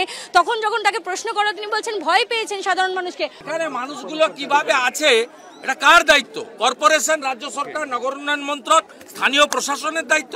আমি কমপ্লিটলি বিরোধী দলনেতা ডিমান্ড করছি, এই 100টা ঘরকে প্রধানমন্ত্রী যে আবাস যোজনা আছে আরবান, তার অন্তর্গত রাজ্য সরকার ইমিডিয়েটলি ফাঁকা ফ্ল্যাটে শিফট করুক, সমস্ত ফাঁকা ফ্ল্যাটে গিয়ে শিফট করুক, এবং ইমিডিয়েট 20,000 টাকা করে লাইভলিহুডের জন্য দিন। আমরা কাল থেকে রিলিফ ক্যাম্প চালাচ্ছি। আমরা প্রত্যেক বাড়িতে যতক্ষণ না ওয়াটার কানেকশন হচ্ছে 20 লিটার করে পানীয় জল দেব সিদ্ধান্ত নিয়েছি। আমরা আজকে প্রত্যেকটা বাড়িতে বিজেপির পক্ষ থেকে 5,000 টাকা করে দিয়েছি। দেখুন, বিরোধী দলনেতাকে বেশি কথা বলে আমি তার গুরুত্ব বাড়িয়ে দিতে চাই না। আবার বলছি, ওদের নেতারা মিথ্যে বলেন সংসদে দাঁড়িয়ে, তো ওরা রাস্তায় ঘাটে মিথ্যা বলবেন, এ তো স্বাভাবিক। সুকান্ত বাবু বা বিরোধী দলনেতা বা এটসেট্রা, আমি ওদের শুভ কামনা করি যে ওদের তো 40-50 হয়ে গেলে ওদের চাকরি দুজনেরই চলে যাবে। সোমবার বিরোধী দলনেতার সামনেই ক্ষোভ উগরে দেন স্থানীয় বাসিন্দারা। इतना टाइम तक नॉर्मल सी ना आएगा। हर घर में 20 लीटर पीने के पानी, हर घर में 20 लीटर का पीने का पानी मिलेगा। हम लोग सरकार नहीं है, कॉर्पोरेशन नहीं है, लेकिन हम लोग इंसान है। এরই মধ্যে শুভেন্দু অধিকারী বিপর্যয় স্থলের দিকে এগোতে থাকলে তাকে বাধা দেয় পুলিশ। পুলিশের সঙ্গে রীতিমতো বচসায় জড়ান বিরোধী দলনেতা। এরপরে পুলিশের বিরুদ্ধে চাঞ্চল্যকর অভিযোগ তোলেন তিনি। মমতার গুন্ডা চাচা হাকিমকে খুশি করার জন্য বিরোধী দলনেতাকে করলো, আসতে পারেনি, আমি ঢুকে পড়েছি এলাকায়। গোলাম মুর্তেজা এসআই হাওড়া পুলিশ কমিশনারেট আমাকে রক্তাক্ত করেছে। এই যে রক্তাক্ত দেখুন না, আইডি মমতা পুলিশ বুঝে নেন রাজ্যের অবস্থা কি, সাধারণ মানুষের কি অবস্থা। কোথাও আটকায়নি, সব বাড়িতে গেছে, আটকায়নি, মেরেছে। গোলাম মুর্তেজা সাব ইন্সপেক্টর। এই অবস্থাতেই শুভেন্দু অধিকারী সোজা চলে আসেন বিধানসভায়। সেখানে চিকিৎসক, নার্স, অ্যাম্বুলেন্স নিয়ে প্রস্তুত ছিলেন বিজেপি কাউন্সিলর সজল ঘোষ। সব এক, শাহজাহান যা, প্রবীণ ত্রিপাঠী হতা, শকত মোল্লা যা, রাজীব কুমার হতা, গোলাম মুর্তেজা ওই কাজটা করেছেন। যদিও বিরোধী দলনেতার এই অভিযোগ মানতে নারাজ হাওড়া সিটি পুলিশের এক পদস্থ আধিকারিক। তার বক্তব্য, এই ধরনের কোনো ঘটনাই ঘটেনি। বিরোধী দলনেতাও ওই ঘোলা জলে মাছ ধরার জন্য দৌড়েছিলেন। যে পরিবেশ সেখানে পুলিশের ব্যারিকেড ছিল, আপনারাও দেখিয়েছেন। তিনি জোর করে সেই ব্যারিকেড সরাতে গিয়ে তার হাতের একটা ছড়ে গেছে। আমি বলবো এইসব এলোমেলো অভিযোগ না করে একটা টিটেনাস ইনজেকশন আপনি নিয়ে নেবেন, সেটাই আপনার শরীরের জন্য ভালো হবে। সোমবারই দুর্নীতি ও ব্যর্থতার অভিযোগে হাওড়া পুরসভা অভিযানের ডাক দেয় বিজেপি। পুলিশি বাধার মুখে রাস্তায় বসে পড়েন বিজেপি নেতা কর্মীরা।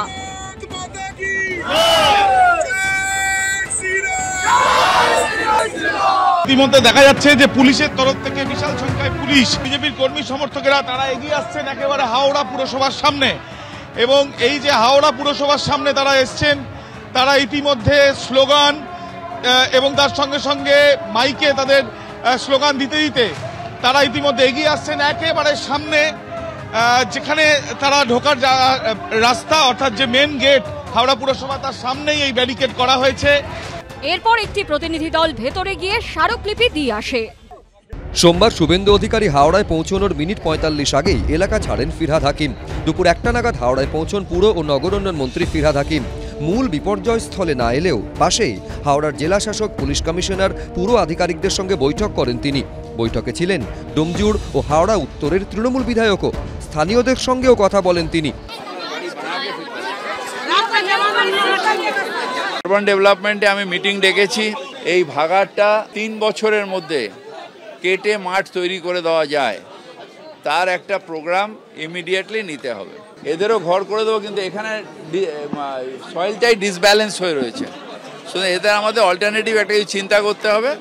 কালকে আমরা অফিসে বসে, আজকে সার্ভে হয়ে যাবে, কোথায় খালি জায়গা পাওয়া যায় সেখানে এদের রিহ্যাবিলিটেট করতে হবে। এটা পুরোটাই ভাগাড়। কিছুক্ষণের মধ্যেই হাওড়ায় পৌঁছে সুর চড়ান শুভেন্দু অধিকারী। আর একটা এসেছিল লম্পট মন্ত্রী, পালিয়েছে ওদিকে, এদিকে ঢুকেনি, আসেনি। সরকার মারা গেছে, পশ্চিমবঙ্গে সরকার নেই, এটা প্রমাণ হচ্ছে। পাবলিকের ভয় আসেনি, ওরা পাবলিককে ফেস করতে চাইছেন। উনি ঘটনা ঘটলে এসব বলেন, গার্ডেন রিচেও বলেছেন, যাদবপুরেও বলেছেন, যেখানেই বাড়ি হেলে আর লোক পড়ে মারা যায় তারপরে ওনাদের ঘুম ভাঙে। এখানে রোহিঙ্গা থাকে না, তাই রিলিফ নেই। একদিকে যখন রাজনৈতিক তরজা চলছে জোর কদমে, তখন স্থানীয়রা প্রশ্ন তুলছেন, তাদের সমস্যার সমাধান করবে কে? পুরো বাড়িটা ভেঙে চুরে পড়ে গেছে, ছেলে মেয়েকে সরিয়ে রেখেছি, বয়ে যাচ্ছি না বাড়িতে, সব কিছু পড়ে গেছে।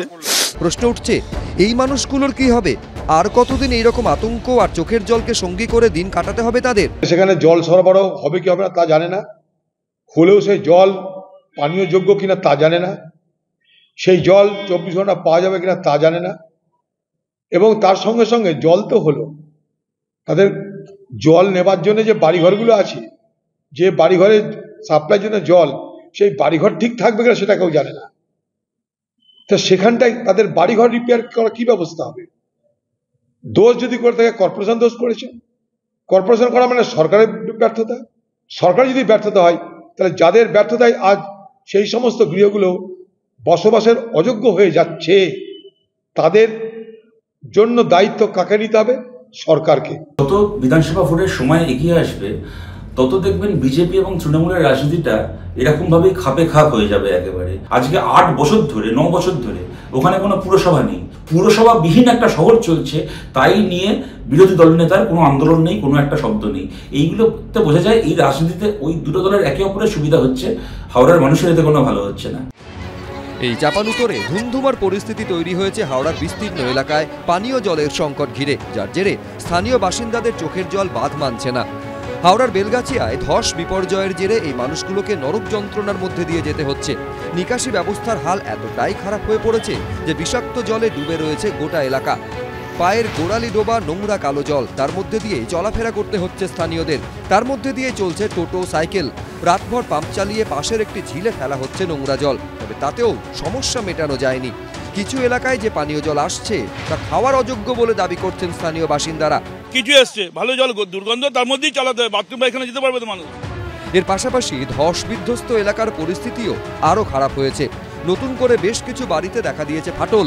কোথায় রাখবো কিছু দিমাগ কাজই করছে না, কিছু করা যাচ্ছে না, আমার দিমাগই কাজ করছে না, পড়াশোনা সব নষ্ট হয়ে যাচ্ছে। সোমবার ক্ষতিগ্রস্ত বাড়িগুলিতে গিয়ে সমীক্ষা করেন ডিজাস্টার ম্যানেজমেন্ট গ্রুপের আধিকারিকরা। কন্ডিশন, কতগুলো দেয়াল, তার নাম, তার অ্যাড্রেস, এইগুলো তার সাইন করানো হচ্ছে। ম্যাডাম একটুখানি পিছিয়ে যান ম্যাডাম। এটা ডিজাস্টার ম্যানেজমেন্ট সেকশন। আর কি, আর এইচএমসি, এইচএমসির লোকও আসছে। দেখুন ওইটা ব্যাপারটা জেলা কর্তৃপক্ষ বলতে পারবে। আমরা সার্ভেটা করছি। সিভিল ডিফেন্স এবং ডিজাস্টার ম্যানেজমেন্ট টিমের পক্ষ থেকে, অর্থাৎ নাগরিক প্রতিরক্ষা এবং বিপর্যয় মোকাবিলা কর্মীদের পক্ষ থেকে ঘোষণা করা হচ্ছে যে এই এলাকার যারা রয়েছেন বাসিন্দা, তাদের যিনি পরিবারের প্রধান, তার আধার কার্ড, ভোটার কার্ড অর্থাৎ পরিচয়পত্র এবং ব্যাংকের বইয়ের জেরক্স সংগ্রহ করে রাখতে, বাড়ির হেড অফ দ্য মেম্বারের আধার কার্ড, ভোটার কার্ড এবং ব্যাংকের পাসবইয়ের জেরক্স আপনার সঙ্গে রাখুন এবং আপনি আপনার বাড়ির সামনেই থাকুন। সার্ভে শুরু হয়েছে, যে কোনো মুহূর্তে আসবে। এলাকারই একটি স্কুলে ক্ষতিগ্রস্ত বাসিন্দাদের জন্য থাকার ব্যবস্থা করা হয়েছে, কিন্তু অস্থায়ী নয়, প্রশাসনের কাছে স্থায়ী সমাধান চাইছেন তারা। আমরা কতদিন স্কুলের মধ্যে থাকবো? এখন স্কুলের তো বাচ্চারা পড়ছে। ধসটা যে আছে, এই গ্যাসের ধসটা যে এখন পর্যন্ত বেড়েই যাচ্ছে, এইটার জন্য যদি আমাদেরকে কোনো সুবিধা করে দিক। ক্ষতিগ্রস্ত অসহায় মানুষগুলোর ভবিষ্যৎ কি, সেটাই এখন বড় প্রশ্ন। হাওড়ার বেলগাছিয়ায় ধস বিধ্বস্ত এলাকার বাসিন্দারা এখন কার্যত অস্তিত্ব সংকটে। পুরো বাড়িটা ভেঙে চুরে পড়ে গেছে, ছেলে মেয়েকে সরিয়ে রেখেছি, বয়ে যাচ্ছি না বাড়িতে, সব কিছু পড়ে গেছে। সোমবার পরিস্থিতি সরেজমিনে ঘুরে দেখলেন পুরমন্ত্রী ফিরহাদ হাকিম। পরে এখানে আসেন বিরোধী দলনেতা শুভেন্দু অধিকারী। পুলিশের সঙ্গে বিরোধী দলনেতার বাদানুবাদে রীতিমতো উত্তেজনার পরিস্থিতি তৈরি হয়। হাওড়ার বেলগাছিয়ার বিপর্যয় এবং হাওড়ায় ভোট না হওয়ার প্রতিবাদে সোমবার পুরসভার সামনে বিক্ষোভ দেখালো বিজেপি। বর্তমানে হাওড়া পুরসভার দায়িত্বে রয়েছে প্রশাসক মণ্ডলী। নির্বাচিত বোর্ডের মেয়াদ শেষ হয়েছে 2018 সালে, কিন্তু নানা জটিলতায় হাওড়া পুরসভায় ভোট হয়নি। এখানে প্রশাসন বলে কিছু নেই। 13 সালের পর আর ভোট হতে দেওয়া হয়নি, প্রশাসক দিয়ে চালানো হচ্ছে এবং যখন নির্বাচিত জনপ্রতিনিধি থাকে না তখন এরকমই হয়। 2016 সালে বালি পুরসভাকে হাওড়া পুরসভার সঙ্গে জুড়ে দেওয়া হয়। এরপর 2018-র 10ই ডিসেম্বর হাওড়া পুরসভায় তৃণমূল পরিচালিত বোর্ডের মেয়াদ শেষ হয়। হাওড়া থেকে বালি পুরসভাকে আলাদা করতে 2021-এর 12ই নভেম্বর বিধানসভায় হাওড়া পুরসভা সংশোধনী বিল পাশ করায় রাজ্য সরকার। সেই বিলে তৎকালীন রাজ্যপাল জগদীপ ধনকরের সম্মতি না মেলায় থমকে যায় ভোট প্রক্রিয়া। পুরসভা পরিচালনার দায়িত্ব থেকে যায় প্রশাসক মণ্ডলীর হাতে। প্রায় 7 বছর ধরে এই টানাপোড়েনে ভোট হয়নি। তার জেরেই এলাকায় একাধিক উন্নয়নমূলক কাজ থমকে রয়েছে বলে অভিযোগ বিরোধীদের। সোমবার পুরসভার সামনে বিক্ষোভ দেখালো বিজেপি। পুলিশের ব্যারিকেডের সামনে রাস্তায় বসে পড়েন তারা। পরে বিজেপির একটি প্রতিনিধি দল ভেতরে গিয়ে ডেপুটেশন জমা দেয়। এখন একটা শহরের মানুষ এই সমস্যাগুলোকে নিয়ে কার কাছে যাবে? একটা শহরের নাগরিক পরিষেবা মানে বিধ্বস্ত হয়ে গেছে, ভেঙে পড়েছে, কিন্তু কোনো পুরসভা নেই। আজকে 2025 সালে পশ্চিমবাংলার একটা শহর হাওড়ার মতো এত জনবহুল একটা শহর, এত পুরনো একটা শহর চলছে পুরসভা বিহীনভাবে। যতদিন না ওদের গোষ্ঠীদ্বন্দ্বের ফয়সলা হচ্ছে ততদিন পর্যন্ত হাওড়ার মানুষ একটা পুরসভা পাবে না। আজকে আমি আজকে এসেছি ভ্যাট দেখতে, আজকে এসেছি মানুষের সমস্যা দেখতে। পলিটিক্যাল কথাটা যখন পার্টি অফিসে থাকবো তখন বলবো। পুনর্বিন্যাস করে হাওড়ার 50টি ওয়ার্ডকে 66টি ওয়ার্ড করা হয়েছে। রাজ্য নির্বাচন কমিশন সূত্রে দাবি, তাই ভোট করানোর ক্ষেত্রে আর কোনো আইনি জটিলতা নেই। তার মধ্যে ধসকাণ্ডের পর শুভেন্দু অধিকারীর সফর, বিজেপির বিক্ষোভ ঘিরে হাওড়ায় তৈরি হলো ধুন্ধুমার পরিস্থিতি। আর বিরোধী দলনেতা যখন হাওড়ায় দাঁড়িয়ে সপ্তমে সুর চড়ালেন, তখন কুকথা নিয়ে সমালোচনার মুখেও দিলীপ ঘোষ বুঝিয়ে দিলেন তিনি অনড়, তার অবস্থা নেই। বাড়ি থেকে ট্রেনে নিয়ে রাস্তায় পিটবো আমি বলি, আমার গাড়ি তো বুকের উপর দিয়েও চলে যায়, আর আগামী দিনেও বলবো চালিয়ে দেবো। তাকে ঘিরে যত বিতর্কই হোক, যতই সমালোচনার ঝড় বয়ে যাক, দিলীপ ঘোষ আছেন দিলীপ ঘোষেই। আরে দিলীপ ঘোষকে নিয়ে বিতর্ক করলে কাকে নিয়ে হবে? অন্য কাউকে নিয়ে বিতর্ক করলে না তোমার টিআরপি বাড়বে, না কোনো রাজনৈতিক লাভ হবে। করো, আমাকে তোমরা হিরো বানিয়েছো। বিতর্ক করলে তোমার টিআরপি বাড়ে, নেতাদের ভোটও বাড়ে। সেই জন্য দিলীপ ঘোষকে নিয়ে তর্ক হয়। শুক্রবার খড়গপুর পুরসভার 6 নম্বর ওয়ার্ডে রাস্তা উদ্বোধন করতে গিয়ে বিক্ষোভের মুখে পড়েন দিলীপ ঘোষ। এরপরই মেজাজ হারান তিনি। সব তৃণমূল কুত্তা সব জায়গায়, এই 500 টাকার চাকররা এরা কিছু করতে দেয় না, ঘেউ ঘেউ করে। আমি আবার বলছি, এই খেউরের কালচার যদি এস্টাবলিশ হয়, তাহলে ভোট এলে সেটা হিংসার চেহারা নেবে। এবং দেখুন, শাসক বিরোধী মুখোমুখি হবে, নেতা জনতা মুখোমুখি হবে। জয়প্রকাশ দা বলছিলেন সাধারণ মানুষ, আমার একটু সাধারণ মানুষ তো বটেই, কিন্তু সাধারণ মানুষ তারা প্রত্যেকে হাতে মোবাইল নিয়ে ভিডিও করেন। তার মানে দিলীপ ঘোষ বেফাস বলবেন, এবং বেফাস যদি বলেন সেটাকে আমি ভাইরাল করে দেবো, এটাও কিন্তু সাধারণ মানুষের চরিত্রের সঙ্গে যায় না। সব দিকগুলোই বলতে হবে। কিন্তু আমি মূলত আসবো রাজস্বীর কাছে। রাজস্বী, সিনিয়র নেতা, তিনি 500 টাকার চাকর, বাপের টাকা, ঘেউ ঘেউ, কি বলতে বাকি রাখলেন? বেশিরভাগ মহিলা ছিলেন তার উল্টো দিকে। খড়গপুর 6 নম্বর ওয়ার্ড ভবানীপুর অঞ্চল একটি এক্সট্রিমলি লো লাইং একটা জায়গা, যেখানে সাপ খোপ থেকে আরম্ভ করে রাস্তা নেই, প্রচণ্ড অসুবিধা। সেখানে সাংসদীয় তহবিল থেকে অ্যালটমেন্ট করে এমপি ল্যাড ফান্ড থেকে টাকা অ্যালট করা হয়েছিল কংক্রিটের রাস্তা তৈরি করানোর জন্য। খুব ভালো কথা, কিন্তু তাতে কুত্তা, বাপের টাকা, ঘেউ ঘেউ এগুলো বলা যায় না। আমাকে শেষ করতে দিন। সেখানে দাঁড়িয়ে তৃণমূলের কাউন্সিলর রাস্তা তৈরি করেনি, টাকা সেখানে চোট গিয়েছে। এবার সেখানে এরা যাদেরকে আপনি দেখছেন, এরা একটি মানুষও কোনো সাধারণ মানুষ নয়। তৃণমূল কাউন্সিলর এই মহিলা বাহিনী, আপনারা এর আগেও দেখেছেন সিবিআইকে শাহজাহান মহিলা বাহিনী পাঠিয়ে দিয়েছিল। এরকম তৃণমূলের যে কাউন্সিলর 6 নম্বর ওয়ার্ডে সেই মহিলা বাহিনী পাঠিয়ে দিয়েছে। কোন মহিলার সম্পর্কে এই শব্দগুলো বলা যায়? একজনকে বলে গলা টিপে আসে, তখন সেখানে আজকে দাঁড়িয়ে মহিলার পুরুষের ভিকটিম কার্ড কেন খেলা হবে? না না, মহিলা পুরুষের ব্যাপার না। আরে তোমাকেও বলা যায় না। এই স্টুডিওতে যদি কেউ এই ভাষা ব্যবহার করে, আমি তো তাকে বের করে দেব স্টুডিও থেকে। মহিলা বাহিনী পাঠিয়ে দেয় সিবিআই কে আটকানোর জন্য। এটা তো তৃণমূলের কালচার। এই কালচার তো আমি বলছি, কুবাক্য, কুশব্দ, কুবাক্য এবং কুশব্দ তার লিঙ্গভেদ হয় না, তার জেন্ডার হয় না। অর্ণব, আমি বলছি যে দিলীপ বাবু এর আগে বারমুডা করার কথা বলেছিলেন মুখ্যমন্ত্রীকে। আমি বলছি এই যে নারী বিদ্বেষী যে মানসিকতা, আমি বলছি তোমাদেরও কয়েকটা বলো।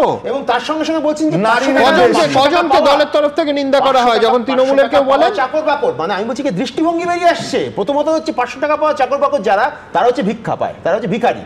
এটাই হচ্ছে দৃষ্টিকোণ। আবার এই দৃষ্টিকোণে থাকা সত্ত্বেও এই দলটাই 500 টাকা তৃণমূলের নেতা আছে, সাধারণ মানুষ আছে। লক্ষ্মী ভান্ডার অনেক বেশি। এই গালিগালাজ, এই খেউটটা আলটিমেটলি হিংসায় রূপান্তরিত হবে, এবং সেটা ভোটের দিন অথবা তার আগে রক্ত ঝরাবে। এই তো বাংলার প্রত্যেক নির্বাচনে আমরা দেখি। দেখো সুমন, আমার যদি সেই ক্ষমতা থাকতো, আমি কেন্দ্রীয় সরকারকে বলতাম কোনো ভোট করবেন না, একটি শাসক দলই থাক, তারা তাদের সাথে যদি আমাদের বাঁচিয়ে রাখে আমরা বাঁচবো, তা নাহলে আমাদের মরে যেতে হবে। কেন, এখান থেকে একটা জিনিস পরিষ্কার হচ্ছে, এর পরবর্তীকালেও যারা আসতে পারেন বা আসার চেষ্টা করছেন, একই হবে। আমরা যদি প্রত্যেকের মুখের ভাষাটা দেখি, আজকে এক পক্ষ বলছে দেখে যাও ওরা ঘেউ ঘেউ বলেছে, আরে তারাই তো কিছুদিন আগে বলেছে। তাদেরই তো একজন বিশেষ নেত্রী, তিনি বলছেন প্রধানমন্ত্রীর কোমরে দড়ি দিয়ে নিয়ে আসবো। এটা আমরা শুনতে শুনতে অভ্যস্ত হয়েছি। মানে আমরা সত্যি সত্যি বলছি, বা খুব ভাগ্য ভালো যে প্রচুর মানে অন্য দেশগুলোতে, প্রদেশগুলোতে সবাই বাংলা বোঝে না। যদি বাংলা বুঝতো না, আমি আমার কাজে বা শুভময়দার নিজের কাজে কোনো রাজ্যে যেতে পারতাম না। তার কারণ তারা বলতো বাঙালির যে শিল্প সংস্কৃতির যে ঐতিহ্য, সেই রাজ্যটা আজকে এইখানে নেমে গেছে। খালি ভোটে অপোজিশন আমরা শুনবো না। এক সেকেন্ড আমি বলছি, দেখো এর পেছনে একদম পরিষ্কার কথা। এখানে এতগুলো সমস্যা রয়েছে, বারবার বলছি। 1 বছর এখনো ভোট বাকি, সেখানে দুটো দলই তারা টার্গেট ঠিক করছে। জাস্ট একটাই কথা, মানে একেবারে উল্টো কথাটা বলছি, এমন কি হচ্ছে সত্যি? আমরা ঠিক যা শুনতে চাইছি সেটাই নেতারা বলছেন। অর্থাৎ এটা কি সত্যি কথা যে ভিডিও যখন করা হচ্ছে তখন এই ধরনের কথা থাকলে আমরা সেটা দেখে অনেক বেশি আনন্দ পাচ্ছি, অনেক বেশি মজা পাচ্ছি, এবং রাজনৈতিক নেতারা বুঝতে পাচ্ছেন যে হ্যাঁ আচ্ছা এইটা যদি একটু ফিড করি তাহলে জনগণ ভাইরাল করতে চাইছি। ভাইরাল করতে তৃণমূল যে ভাষা বোঝে, তৃণমূলকে সে ভাষাতেই জবাব দিয়েছে। এই লজিকে চোখের বদলে চোখ, দাঁতের বদলে দাঁত, সবাই অন্ধ হয়ে বসে থাকুক এই রাজ্যে। আমি সরি, আমি সবারটা খারিজ করে দিলাম। তার কারণ কুবাক্যই, তার কোনো লিঙ্গ ভেদ হয় না, তার কোনো সময় ভেদ হয় না, তার কোনো ঝান্ডার রং হয় না। খারাপটা খারাপ। মহিলাদের প্রতি দিলীপ ঘোষের এহেন মন্তব্যে সমালোচনার ঝড় বয়ে গিয়েছে, কিন্তু নিজের অবস্থান থেকে তিনি যে এক বিন্দু সরতে নারাজ, এবিপি আনন্দকে দেওয়া এক্সক্লুসিভ সাক্ষাৎকারে তা বুঝিয়ে দিলেন প্রাক্তন বিজেপি সাংসদ। কোন বেটা বলেছে সমাজ ব্যবস্থা আমি জানি না, আর এই ভারতবর্ষের মহিলাকে হত্যা করেছে যাকে আমরা পূজা করি, তার নাম শ্রীকৃষ্ণ। 6 দিন বয়সে তিনি পুতনাকে হত্যা করেছিলেন। আমার তো মনে হয় যদি এটা হতো তাহলে পুতনা শহীদ হতো, সব জায়গায় শহীদ বেদি হতো। তাহলে তো সবচেয়ে বড় ভিলেন হচ্ছে লক্ষণ, একজন মহিলার নাক কান কেটে দিলেন। তো মহিলা মানে একটু মাতৃত্ব থাকবে, মমতা থাকবে, তার সৌজন্য থাকবে, তাকে আমরা সম্মান করি। যে কেউ মহিলা বললে শরীরে মহিলা হলে হয়ে গেল নাকি? গাড়ির সামনে শুয়ে পড়ে, ভাড়া খাটে, তার প্রতি কে সম্মান দেখায়? কোন ছোট লোক আছে যে তার প্রতি সম্মান দেখায় দিলীপ ঘোষকে বলে? বিক্ষোভের মুখে পড়ে দিলীপ ঘোষ যেভাবে বিক্ষোভকারীদের উদ্দেশ্যে আক্রমণাত্মক হয়ে উঠেছিলেন, তাকে আবার সমর্থন করেছেন শুভেন্দু অধিকারী। দিলীপ দা তার এমপি ল্যাডের রাস্তা উদ্বোধনে যাবেন, আপনি সেখানে দুটো মহিলা পাঠিয়ে দিয়ে তাকে বাধা দিবেন? যা বলেছে ঠিক বলেছে, সবার সমর্থন আছে। আবার বলি চুলকাতে আসবেন না। ওলসই আমার ইচ্ছে করে তোমার মতো মনের কথা কই। দিলীপ ঘোষ নিজের মনের কথা বলেছেন, মহিলাদের অপমান করেছেন, মারবো ধরবো বলেছেন। শুভেন্দু অধিকারী তারই তাড়াতাড়ি এগিয়ে গিয়ে বলেছে আরে তোমার মনের কথাটা তো আমারও মনের কথা। বিজেপির প্রাক্তন রাজ্য সভাপতি, তাঁর আমলেই বাংলা থেকে বিজেপির সাংসদ 2 থেকে বেড়ে হয় 18, বিধায়ক 3 থেকে বেড়ে হয় 77। বর্তমানে অবশ্য দিলীপ ঘোষ দলে কোনো পদে নেই। এই প্রেক্ষাপটে ইঙ্গিতপূর্ণ মন্তব্য করলেন তিনি। আপনি কথা বললে আপনার পার্টির লোকেদের অসুবিধা কোথায়? আমি জানি না, অনেকে হয় পার্টির থেকেও বলার চেষ্টা হয়েছে দিলীপ দা যেন না বলে। আমি যদি বললে ভোট বাড়ে তখন বলেছিলাম, আমি বললে ভোট কমে কেন, আমি বন্ধ করেছি, ভোট কমেছে, জানি না কার অসুবিধা হচ্ছে। আপনার কণ্ঠরুদ্ধ করা হচ্ছে পার্টির অন্দরে? না, আমার কণ্ঠরুদ্ধ, আমার কণ্ঠ তো খোলাই আছে, আমি যা ইচ্ছা বলছি, কি আটকাতে পারছে? এই নির্বাচনে আপনার ভূমিকা কি হবে? আবার সে আক্রমণাত্মক দিলীপ ঘোষকে দেখা যাবে, নাকি আপনি যেমন করে গুটিয়ে আছেন গুটিয়েই থাকবেন? না, আমার ভূমিকা আক্রমণাত্মকই থাকবে। রতন চেনে, শুভেন্দু দিলীপকে চেনে, এরা প্রত্যেকেই একই রকমের পুরুষতান্ত্রিক, পিতৃতান্ত্রিক, নারী বিদ্বেষী, একে অপরকে সমর্থন করবেন, এতে আমরা অবাক নই। কিন্তু দিলীপ ঘোষ যদি শূর্পণখার নাক কাটা যাওয়ার উদাহরণ দেন, তাহলে এর থেকে প্রমাণিত হচ্ছে মহিলাদের সম্পর্কে, নারীদের সম্পর্কে ওনার কি দৃষ্টিভঙ্গি। দিলীপ ঘোষের কথা যখন রাজ্য রাজনীতিতে ঝড় তুলেছে, তখন জাতীয় রাজনীতিতে তোলপাড় চলছে দিল্লি হাইকোর্টের বিচারপতির বাড়ি থেকে বান্ডিল পোড়া নোট উদ্ধারের ঘটনা ঘিরে। এদিকে দিল্লি হাইকোর্টের বিচারপতি যশবন্ত বর্মার বাংলোর স্টোর রুম থেকে বান্ডিল পোড়া নোট উদ্ধারের খবর ঘিরে এখন উত্তাল দেশ। বিবৃতি জারি করে দিল্লি হাইকোর্টের তরফে জানানো হয়েছে, আপাতত আর কোনো মামলার বিচার করতে পারবেন না বিচারপতি যশবন্ত বর্মা। তাকে বিচারের দায়িত্ব থেকে সরিয়ে দেওয়ার নির্দেশ দেওয়া হয়েছে। অবিলম্বে এই সিদ্ধান্ত কার্যকর করা হবে বলে জানানো হয়েছে। বিচারপতি বর্মাকে এলাহাবাদ হাইকোর্টে বদলির সিদ্ধান্ত বহাল রেখেছে সুপ্রিম কোর্টের কলেজিয়াম। এটা একটি অত্যন্ত নক্কারজনক ব্যাপার। টাকাটা এলো কি করে, কোত্থেকে এলো, কেউ কি রাখতে দিয়েছিল টাকা, সেটা একটা জিনিস। উনি 4 জন সুপ্রিম কোর্টের জাজকেই অ্যাপয়েন্ট করেছেন যে তারা সরেজমিন তদন্ত করবেন, তারা গেছেন ওখানে। এটা একটা জুডিশিয়ারির ওপর বিরাট স্লার। যদি প্রমাণ হয় তাহলে severest of punishment should be given. অভিযুক্ত যদি কেউ হন, তাহলে যতক্ষণ পর্যন্ত না সেই অভিযোগ প্রমাণিত হচ্ছে ততক্ষণ পর্যন্ত সেই অভিযুক্তকে কাঠগড়ায় তোলাটা ঠিক না। তদন্ত শেষ হোক, তারপরেই করা যাবে। আর এই প্রেক্ষাপটে বিচারপতির বাংলোয় পোড়া নোটকাণ্ডের আঁচ সোমবার এসে পড়ল সংসদে। নোট বিতর্কে আলোচনা চেয়ে সংসদে মুলতবি প্রস্তাব আনল কংগ্রেস, তৃণমূল সহ বিরোধী রাজনৈতিক দলগুলি। সোমবার বাজেট অধিবেশনের দ্বিতীয় পর্বে নোটিশ জমা দেন দলের 2 সাংসদ মনিকম টেগর এবং রেণুকা চৌধুরী। রাজ্যসভাতেও বিষয়টি তোলেন কংগ্রেস সাংসদ ও বিরোধী দলনেতা মল্লিকার্জুন খাড়গে। एक हिंदुस्तानी का आखिरी उम्मीद है न्यायपालिका का। न्यायपालिका में कोई भी एक कलंक भी होता है उसका बड़ा फर्क पड़ता है। सरकार से ये मांग करते हैं, सबसे ऊपर है पार्लियामेंट, इसमें आगे पार्लियामेंट का अवगत करवाएं क्या हो रहा है। আমরা চাইব যে পুরোপুরি তদন্ত হোক, সুপ্রিম কোর্টের প্রধান বিচারপতি তদন্ত করুন। এটার ব্যাপারে ব্যবস্থা না নিলে বিচার ব্যবস্থার উপরই মানুষের বিশ্বাস চলে যাবে। আমি অ্যাডজর্নমেন্ট মোশন দিয়েছি, তদন্ত হোক, শাস্তি হোক। এ নিয়ে পশ্চিমবঙ্গে তুলনা টেনে তৃণমূলকে তীব্র আক্রমণ করেছেন রাজ্যসভার বিজেপি সাংসদ শ্রমিক ভট্টাচার্য।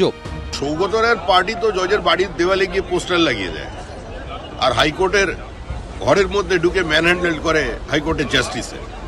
লোয়ার জুডিশিয়ারির কথা যত কম বলা যায় পশ্চিমবঙ্গে ততই ভালো। আজ পর্যন্ত কোনো বিচারপতির ইমপিচমেন্ট হয়নি। যদি সে সত্যিই দোষী থাকে তাহলে ইমপিচমেন্ট হবে।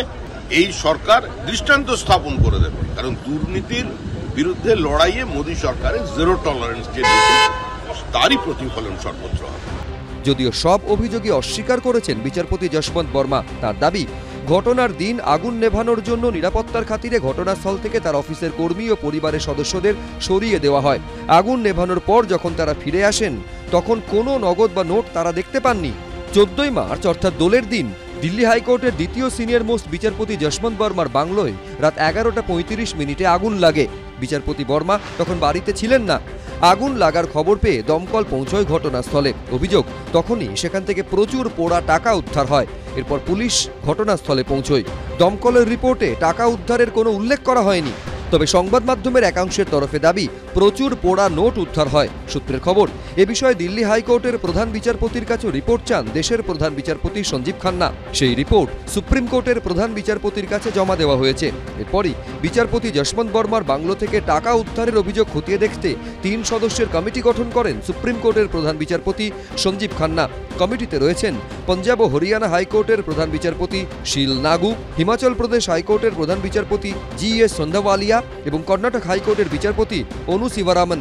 এর মধ্যেই শনিবার রাতে সামনে আসে এই ছবি, যেখানে দেখা যাচ্ছে অন্ধকার ঘর। কোনো কোনো জায়গা থেকে তখনও বেরোচ্ছে ধোঁয়া। টর্চের আলো জ্বলতেই চোখে পড়ছে মাটিতে পড়ে থাকা পুড়ে যাওয়া 500 টাকার নোটের বান্ডিল। একাধটা নয়, রাশি রাশি 500 টাকার নোটের পুড়ে যাওয়া বান্ডিল। जस्टिस यशवंत वर्मा के घर के बाहर ही मौजूद हैं। तुगलक रोड पर ये घर है उनका, और आप देख सकते हैं इसी घर के स्टोर रूम में आग लगी थी और घर के बाहर आपको इस तरीके के कई जले हुए जो नोट के टुकड़े हैं वो पड़े हुए मिल जाएंगे। सुबह जो NDMC की जो टीम थी वो भी यहाँ पर पहुँची थी, उन्होंने भी कई जो ये जले हुए नोट हैं वो यहाँ से बरामद किए हैं। যদিও দিল্লি হাইকোর্টের প্রধান বিচারপতিকে দেওয়া ব্যাখ্যায় বিচারপতি যশবন্ত বর্মা দাবি করেছেন তার বাংলোর আউটহাউসের স্টোর রুমে তিনি বা তার পরিবারের কোনো সদস্য কখনোই কোনো টাকা রাখেননি। এই সম্পর্কে তিনি কিছু জানেন না। টাকা তাঁর বলে যে অভিযোগ করা হচ্ছে তা সম্পূর্ণ ভিত্তিহীন। বিচারপতি বর্মার আরও দাবি, তাকে বদনাম করার লক্ষ্যে এটা একটা পরিকল্পিত ষড়যন্ত্র। এদিকে এই ঘটনাকে কেন্দ্র করে সমান তালে চলছে রাজনীতিও। নোটকাণ্ড নিয়ে বিজেপি শাসিত কেন্দ্রীয় সরকারকে একযোগে আক্রমণে নেমেছে বিরোধীরা। মানুষ দেখুক না, মানুষ দেখুক যাদের হাতে বিচার ব্যবস্থা হ্রাস করেছে তাদের হাতে তাদের বাড়ি থেকে কাঁড়ি কাঁড়ি টাকা উদ্ধার হচ্ছে। এটাই প্রমাণ করে বিচার ব্যবস্থার কি করুন অবস্থা। সুপ্রিম কোর্ট এই বিষয়ে একটি কমিটি তৈরি করে নিয়েছে। সেই কমিটি তৈরি করেছে সুপ্রিম কোর্ট নির্মিত, সেই কমিটি সমস্ত কিছু তদন্ত করবে। তো এটা এখানে তৃণমূল কংগ্রেস কিভাবে এটা নন ইস্যুকে ইস্যু করতে হয় সেটা করার চেষ্টা করে। এই আবহেই সোমবার রাজ্যসভার দলনেতা জেপি নাড্ডা এবং রাজ্যসভার বিরোধী দলনেতা মল্লিকার্জুন খাড়গের সঙ্গে বৈঠক করলেন রাজ্যসভার chairman Jagdeep Dhankhar. I am grateful to the leader of the House, Naddaji, and leader of the opposition, Khargeji. It is for the first time since independence that a Chief Justice has, in a transparent, accountable manner, put all material available to him in public domain. This is a step in the right direction. Constitution of a committee by the Chief Justice of India and the alertness he has reflected is also a factor that needs consideration. 2014 সালে এলাহাবাদ হাইকোর্টের additional বিচারপতি হিসেবে নিযুক্ত হন যশবন্ত বর্মা। 2016 সালে তাকে স্থায়ী বিচারপতি করা হয়। 2021 সালে বিচারপতি বর্মাকে দিল্লি হাইকোর্টে পাঠানো হয়। একাধিক গুরুত্বপূর্ণ মামলার রায় দিয়েছেন তিনি দিল্লি হাইকোর্টের দ্বিতীয় সিনিয়র মোস্ট বিচারপতিও। তার বিরুদ্ধে ওঠা অভিযোগ ঘিরেই এখন দেশ জুড়ে তোলপাড়। আইনজ্ঞরা বলছেন গোটা বিতর্কের দ্রুত নিষ্পত্তি হওয়া উচিত, সত্য সামনে আসা উচিত। তার কারণ যশবন্ত বর্মা কোনো সাধারণ ব্যক্তি নন, দিল্লি হাইকোর্টের বিচারপতি। তার সঙ্গে বিচার ব্যবস্থার মান সম্মান নিরপেক্ষতার প্রশ্ন জড়িয়ে রয়েছে। দেখুন, এটা বলতে কোনো দ্বিধা নেই যে বিচারপতি ভার্মার বাড়িতে যে হিসাব বহির্ভূত ক্যাশ টাকা পাওয়া গেছে সেইটা শুনে সমস্ত বিচারপ্রার্থীর মন, সমস্ত নাগরিকের মন অত্যন্ত কি বলবো আন্দোলিত হয়েছে এবং তারা যে বিচার ব্যবস্থার প্রতি একটা আস্থা এবং বিশ্বাসের জায়গা ছিল এবং যেটা এখনও আছে সেই জায়গাটা একটু টলমল করছে। মানুষ ভাবছেন যে আমরা বিচারের জন্য কোথায় যাব, বিচার ব্যবস্থাটাই তো শেষ ভরসাস্থল, সেখানে যদি এই ধরনের অবস্থার আমরা সম্মুখীন হই আমাদের কি হবে, এটা একটা খুব দুশ্চিন্তার ব্যাপার।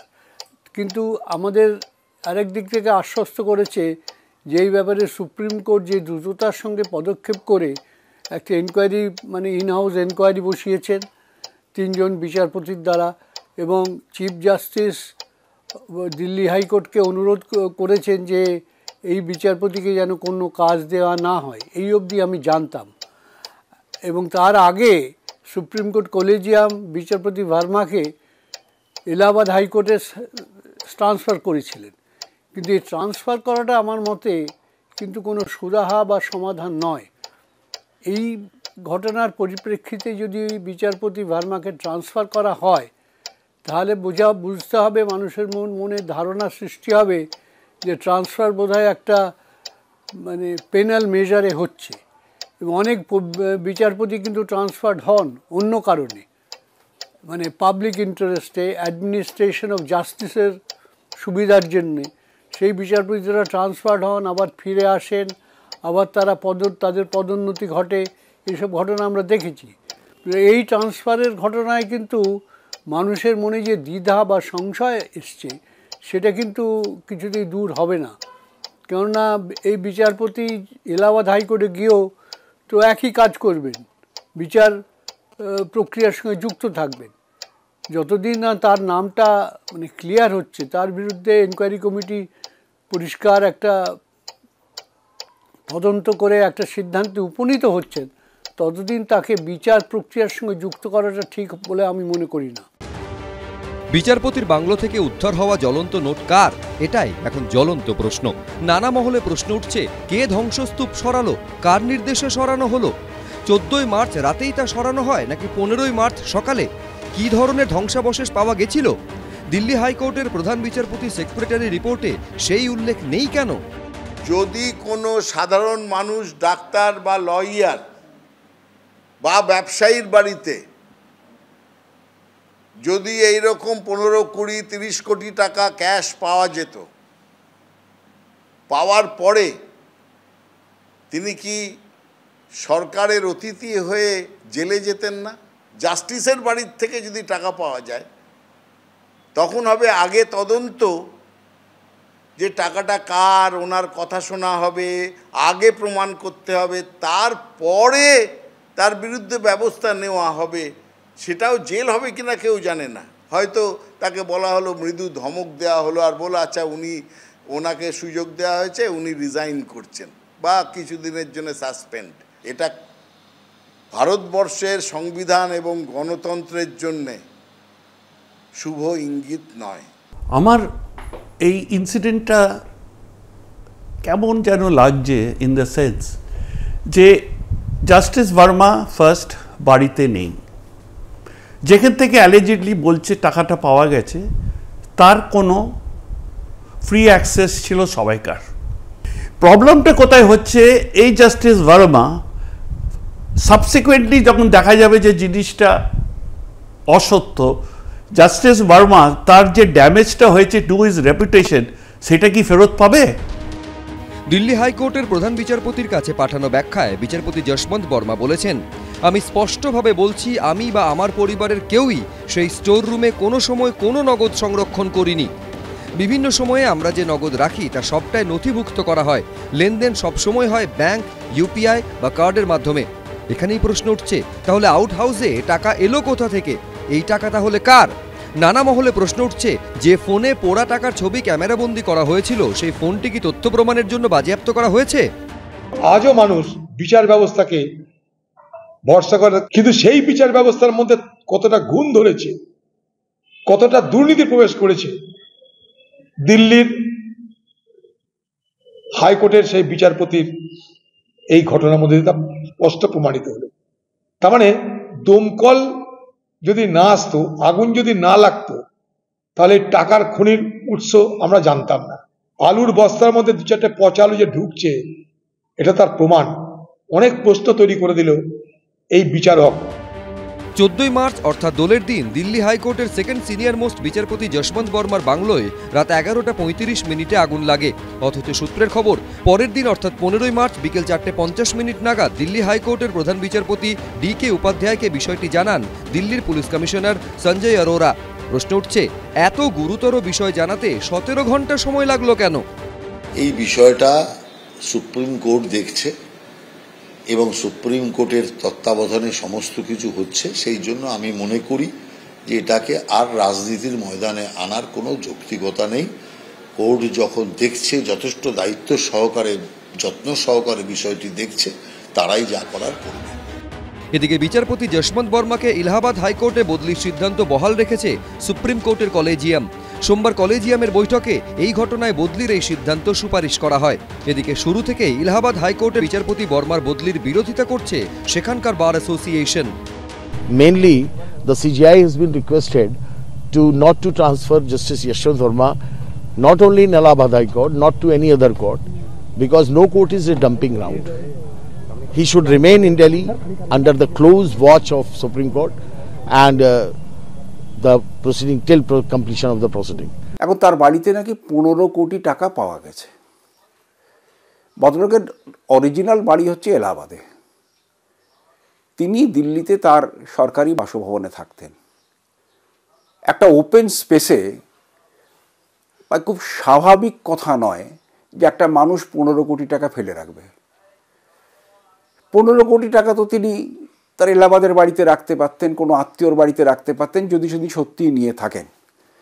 কিন্তু প্রশ্ন হচ্ছে, ওই রকম একটা সকলের অ্যাক্সেস আছে এমন জায়গায় 15 কোটি টাকা রেখে দিয়েছেন, মানে একটু চিন্তা লাগছে। কতটা বিশ্বাসযোগ্য আমি জানি না। বিতর্কের মধ্যেই সোমবার দিল্লি হাইকোর্টের বিচারপতি যশবন্ত বর্মার বদলির সুপারিশে শিলমোহর দিয়েছে কলেজিয়াম। সুপ্রিম কোর্টের একটি তরফে বিবৃতিতে জানানো হয়েছে, সুপ্রিম কোর্ট কলেজিয়াম 20 থেকে 24 মার্চের মধ্যে বিচারপতি যশবন্ত বর্মাকে এলাহাবাদ হাইকোর্টে ফেরানোর সুপারিশ করেছে। কলেজিয়াম বৈঠকের পর নিজের বাড়িতে বৈঠক ডাকেন এলাহাবাদ হাইকোর্টের বার অ্যাসোসিয়েশনের সভাপতি অনিল তিওয়ারি। এরপরই মঙ্গলবার থেকে অনির্দিষ্টকালের ধর্মঘটে ডাক দিয়েছে এলাহাবাদ হাইকোর্ট বার অ্যাসোসিয়েশন। आज हम लोग ने अनाउंस किया है, हम लोग इस कारण से आज हम लोग हड़ताल पे थे। लंच के बाद शाम से काम करने का निर्णय था। कल से Allahabad high court is not going to work until further orders. हम काम नहीं करेंगे, हम किसी भी तरह का फेस करने को कॉन्सिक्वेंसेस तैयार हैं। দেখুন, আমি প্রথমেই বলবো, এই ঘটনা ভারতবর্ষের 140 কোটি জনগণের বিশ্বাসের ভিতকে নাড়িয়ে দিয়েছে। কারণ বিচার ব্যবস্থা হচ্ছে আমাদের শেষ সম্বল, আমাদের অধিকার রক্ষার জায়গা, আমাদের সাংবিধানিক যে অধিকার, সেই অধিকার রক্ষার জায়গা হচ্ছে এই বিচার ব্যবস্থা। তো সেখানে যখন একজন মাননীয় বিচারপতির এই ধরনের ঘটনা আমাদের সামনে আসছে, তখন সত্যি কথা বলতে কি 140 কোটি মানুষ আজ আমাদের এই বিচার ব্যবস্থার দিকে যেভাবে তাদের সন্দেহ প্রকাশ করছে, তা কিন্তু সত্যিই খুব অ্যালার্মিং। প্রথম কথা হচ্ছে, দেখুন, আজকে এই যে বিচারপতির বাড়িতে এই বিপুল অর্থরাশি পাওয়া গেছে, একবার ভেবে দেখুন যে যদি এটা বিচারপতি না হয়ে যদি আপনার আমার বাড়িতে হতো, বা কোনো রাজনৈতিক নেতার বাড়িতে হতো, বা কোনো সরকারি আমলার বাড়িতে হতো, তাহলে সে হয়তো এতক্ষণে সরকারি গেস্ট হাউসে বসে আছেন, মানে সরকারি অতিথিশালায় আর কি। তো সেই জায়গা থেকে এই মাননীয় বিচারপতিগণ এনারা একটা স্পেশাল ইমিউন বা একটা প্রিভিলেজ পেয়ে থাকেন। সেই প্রিভিলেজের যে অপব্যবহার, সেই অপব্যবহারটা কিন্তু আজকে আমাদের সকলের চোখের সামনে চলে আসছে। একজন বিচারপতি হওয়া মানে শুধুমাত্র যে একটা বিচার ব্যবস্থার অঙ্গ হয়ে বিচার করা তা নয়। একটা বিচারপতি হলে তাকে এই মানসিকতা পোষণ করতে হবে যে মানে যেমন সে সম্মান পাচ্ছে মানুষের, যেমন তার এক পক্ষে একটা হ্যান্ডসাম প্যাকেজ আছে, but at the same time তাকে কিন্তু তার ব্যক্তিগত জীবনে বিভিন্ন রকম কৃচ্ছ সাধনও করতে হবে। মাননীয় বিচারপতির যদি মানে তার যদি অর্থ রোজগার করার উদ্দেশ্য থাকতো তাহলে উনি খুব ভালোভাবে প্র্যাকটিসেই ছিলেন। প্র্যাকটিসে থেকে এর থেকে একজন বিচারপতির থেকে বহু বেশি টাকা রোজগার করতে পারেন একজন আইনজীবী।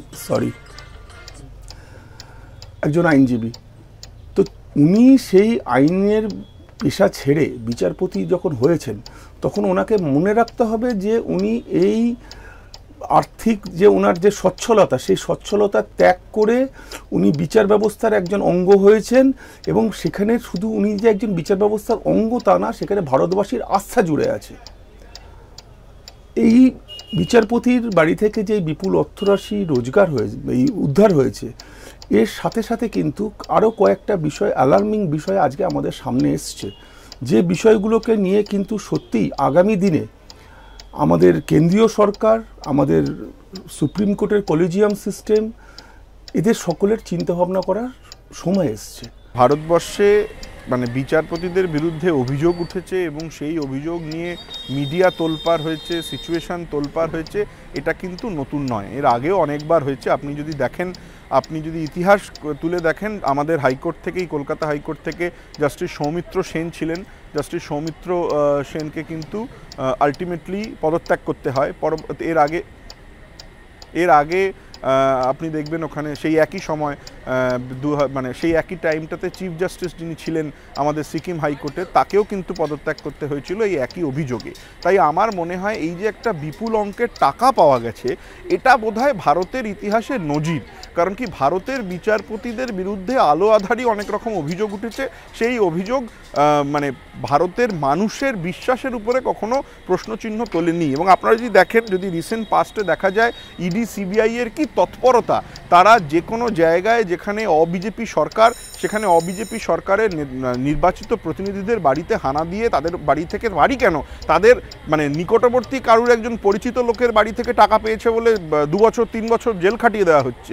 সেখানে মানে খাস দিল্লির মতো একটি জায়গা, যেটা রাজ্যের মানে ভারতবর্ষের প্রাণভূমি, সেই জায়গায় প্রধানমন্ত্রীর বাড়ি থেকে হয়তো ঢিলচোরা দূরত্ব হবে, সেই ঢিলচোরা দূরত্বে কি পাওয়া যাচ্ছে একজন জজ সাহেবের বাড়ির ভিতর থেকে বিপুল অঙ্কের টাকা। কত টাকা সেটা এখনও বলা গেল না, কী করে টাকাটা পাওয়া গেল সেটা বলা গেল না, কে টাকাটা ওনাকে দিল সেটা বলা গেল না। এবং সবথেকে দুঃখজনক হচ্ছে, ইমপিচমেন্ট প্রসিডিংস রেকমেন্ড করলো না সুপ্রিম কোর্ট। সুপ্রিম কোর্টের অবিলম্বে উচিত ছিল ইমপিচমেন্ট প্রসিডিংস রেকমেন্ড করা এবং পার্লামেন্টকে বলা যে এরকম একজন বিচারপতিকে অবিলম্বে বিচার ব্যবস্থা থেকে অব্যাহতি দেওয়া, এবং শুধু ট্রান্সফার নয়, ট্রান্সফারের সাথে এটা এনশিওর করা যে যতক্ষণ না উনি ক্লিয়ার অফ অল চার্জেস হবেন, ততক্ষণ পর্যন্ত যেন কোনো রকমভাবে কোনো জুডিশিয়াল ডিউটি ওনাকে অ্যাসাইন করা না হয়।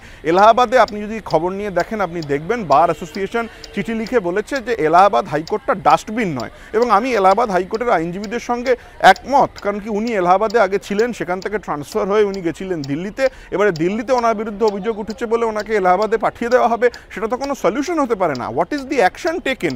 আজকে যদি কোনো অ্যাকশন না নেওয়া হয়, তাহলে প্রধান বিচারপতি নেতৃত্বাধীন সুপ্রিম কোর্টের উপরে মানুষের যে অসীম ভরসা, আজকে যে ছোট ছোট ব্যাপারে যে কোনো সময়ে যে কোনো ইস্যুতে যখন সুপ্রিম কোর্ট হস্তক্ষেপ করে, তখন আপনাদের সকল মিডিয়া বন্ধুরা এবং সকল ভারতবর্ষের মানুষ তাকিয়ে থাকে সুপ্রিম কোর্টের দিকে দেখার জন্য যে সুপ্রিম কোর্ট কী বলছে। আজকেও কিন্তু ভারতের মানুষ তাকিয়ে আছে সুপ্রিম কোর্টের দিকে, এটা দেখার জন্য যে সুপ্রিম কোর্ট কী আইনানু ব্যবস্থা নেয়।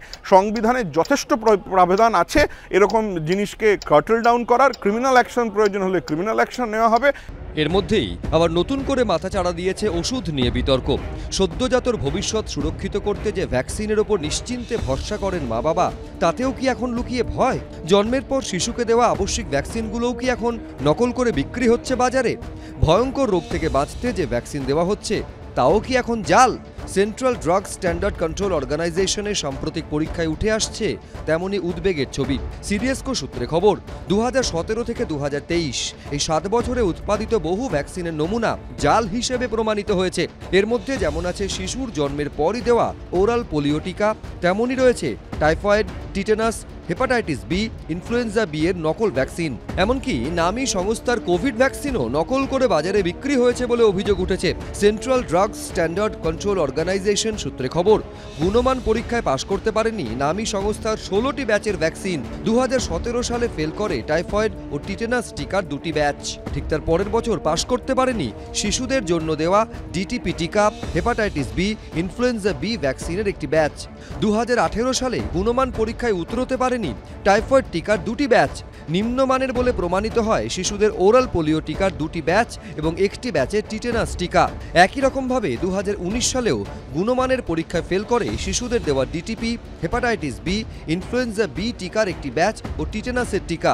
2023 সালেও সেন্ট্রাল ড্রাগ স্ট্যান্ডার্ড কন্ট্রোল অর্গানাইজেশনের পরীক্ষায় উত্তীর্ণ হতে ব্যর্থ হয় শিশুদের টাইফয়েড টিকা। একটা বাচ্চাকে ভ্যাকসিন দেওয়া হচ্ছে তার ভবিষ্যৎটাকে সুরক্ষা করার জন্য। সেই ভবিষ্যৎটাকে যদি কোনোভাবে ধ্বংস করার চেষ্টা করা হয় কোনোভাবে, তাহলে তার শাস্তি লাইফ লং ইমপ্রিজনমেন্ট হওয়া উচিত। সেটা যদি হতো তাহলে লোকে হয়তো দুবার ভয় পেত। ভ্যাকসিনটাও যদি এরকম জালি ভ্যাকসিন হয়, জাল ভ্যাকসিন হয়, তাহলে আমরা কোন দিকে যাব? কিন্তু নকল টিকা শরীরে গেলে রোগ প্রতিরোধক ক্ষমতা তো জন্মাবেই না, বরং হতে পারে হিতে বিপরীত। এমনই আশঙ্কার কথা শোনাচ্ছেন চিকিৎসকদের একাংশ। ওষুধ বলুন, ভ্যাকসিন বলুন, এইগুলির হচ্ছে যে আমাদের তাদের যে গুণমান রক্ষার জন্যে যে ব্যবস্থা, যে পরিকাঠামো, তার জন্যে যে লোকবল, তার জন্য যে ল্যাবরেটরি, যতটা দরকার ততটা কিন্তু নেই। পুরোপুরি হচ্ছে যে ওষুধের কালোবাজারি, জাল ওষুধ, নিম্নমানের ওষুধ, এইটা নিয়ে যদি তারা সদর্থক পদক্ষেপ গ্রহণ না করেন, কিন্তু শারীরিক বিপর্যয়ের হাত থেকে বাঁচানো খুব মুশকিল। আমি জানি যে ওরা তাহলে ভ্যাকসিনেটেড, কিন্তু তারা ভ্যাকসিনেটেড নয়। শরীরে ওই রোগগুলির বিরুদ্ধে রোগ প্রতিরোধক ক্ষমতা কিন্তু তৈরি হলো না। সিডিএসকো সূত্রে খবর, সেন্ট্রাল ড্রাগ ল্যাবের পরীক্ষায় বিভিন্ন ব্যাচ নম্বরের কোভিড ভ্যাকসিনও নকল বলে প্রমাণিত হয়েছে। এর মধ্যে যেমন রয়েছে কোভিশিল্ডের 4টি ব্যাচের নকল টিকা, তেমনি জাইকভ ডি ভ্যাকসিনের একটি ব্যাচও জাল করে ছড়িয়ে দেওয়া হয়েছে বাজারে। প্রশ্ন হলো, এতগুলো ব্যাচের নকল ভ্যাকসিন বাজারে ছেয়ে গেল, কোথায় ছিল কেন্দ্রীয় ও রাজ্য ড্রাগ কন্ট্রোলের নজরদারি? যে করোনাকালীন যে ভ্যাকসিনগুলো, সেগুলো কিন্তু পুরোপুরি কেন্দ্রীয় সরকারের তত্ত্বাবধানে এবং নিয়ন্ত্রণে এটা মার্কেটে এসেছিল। যে বা যারাই এই করোনা কাণ্ডের ভ্যাকসিনগুলো জাল করেছিলেন তারা সমাজের অত্যন্ত ঘৃণ্য অপরাধী। যারা মূল হোতা তাদের আইডেন্টিফাই করে চিহ্নিতকরণ করে কিন্তু দৃষ্টান্তমূলক শাস্তি দেওয়া উচিত। কিন্তু আমরা দুঃখের সঙ্গে দেখছি কেন্দ্রীয় সরকার বিভিন্ন রাজ্য সরকারের ঘাড়ে দায় চাপাতেই ব্যস্ত। তারা তাদের কাজটা কখনোই করছে না বলে ভারতবর্ষ জুড়ে আজকে এই ব্যবসাটা রমরমা চলছে, যেটা অত্যন্ত নিন্দনীয় এবং ঘৃণ্য।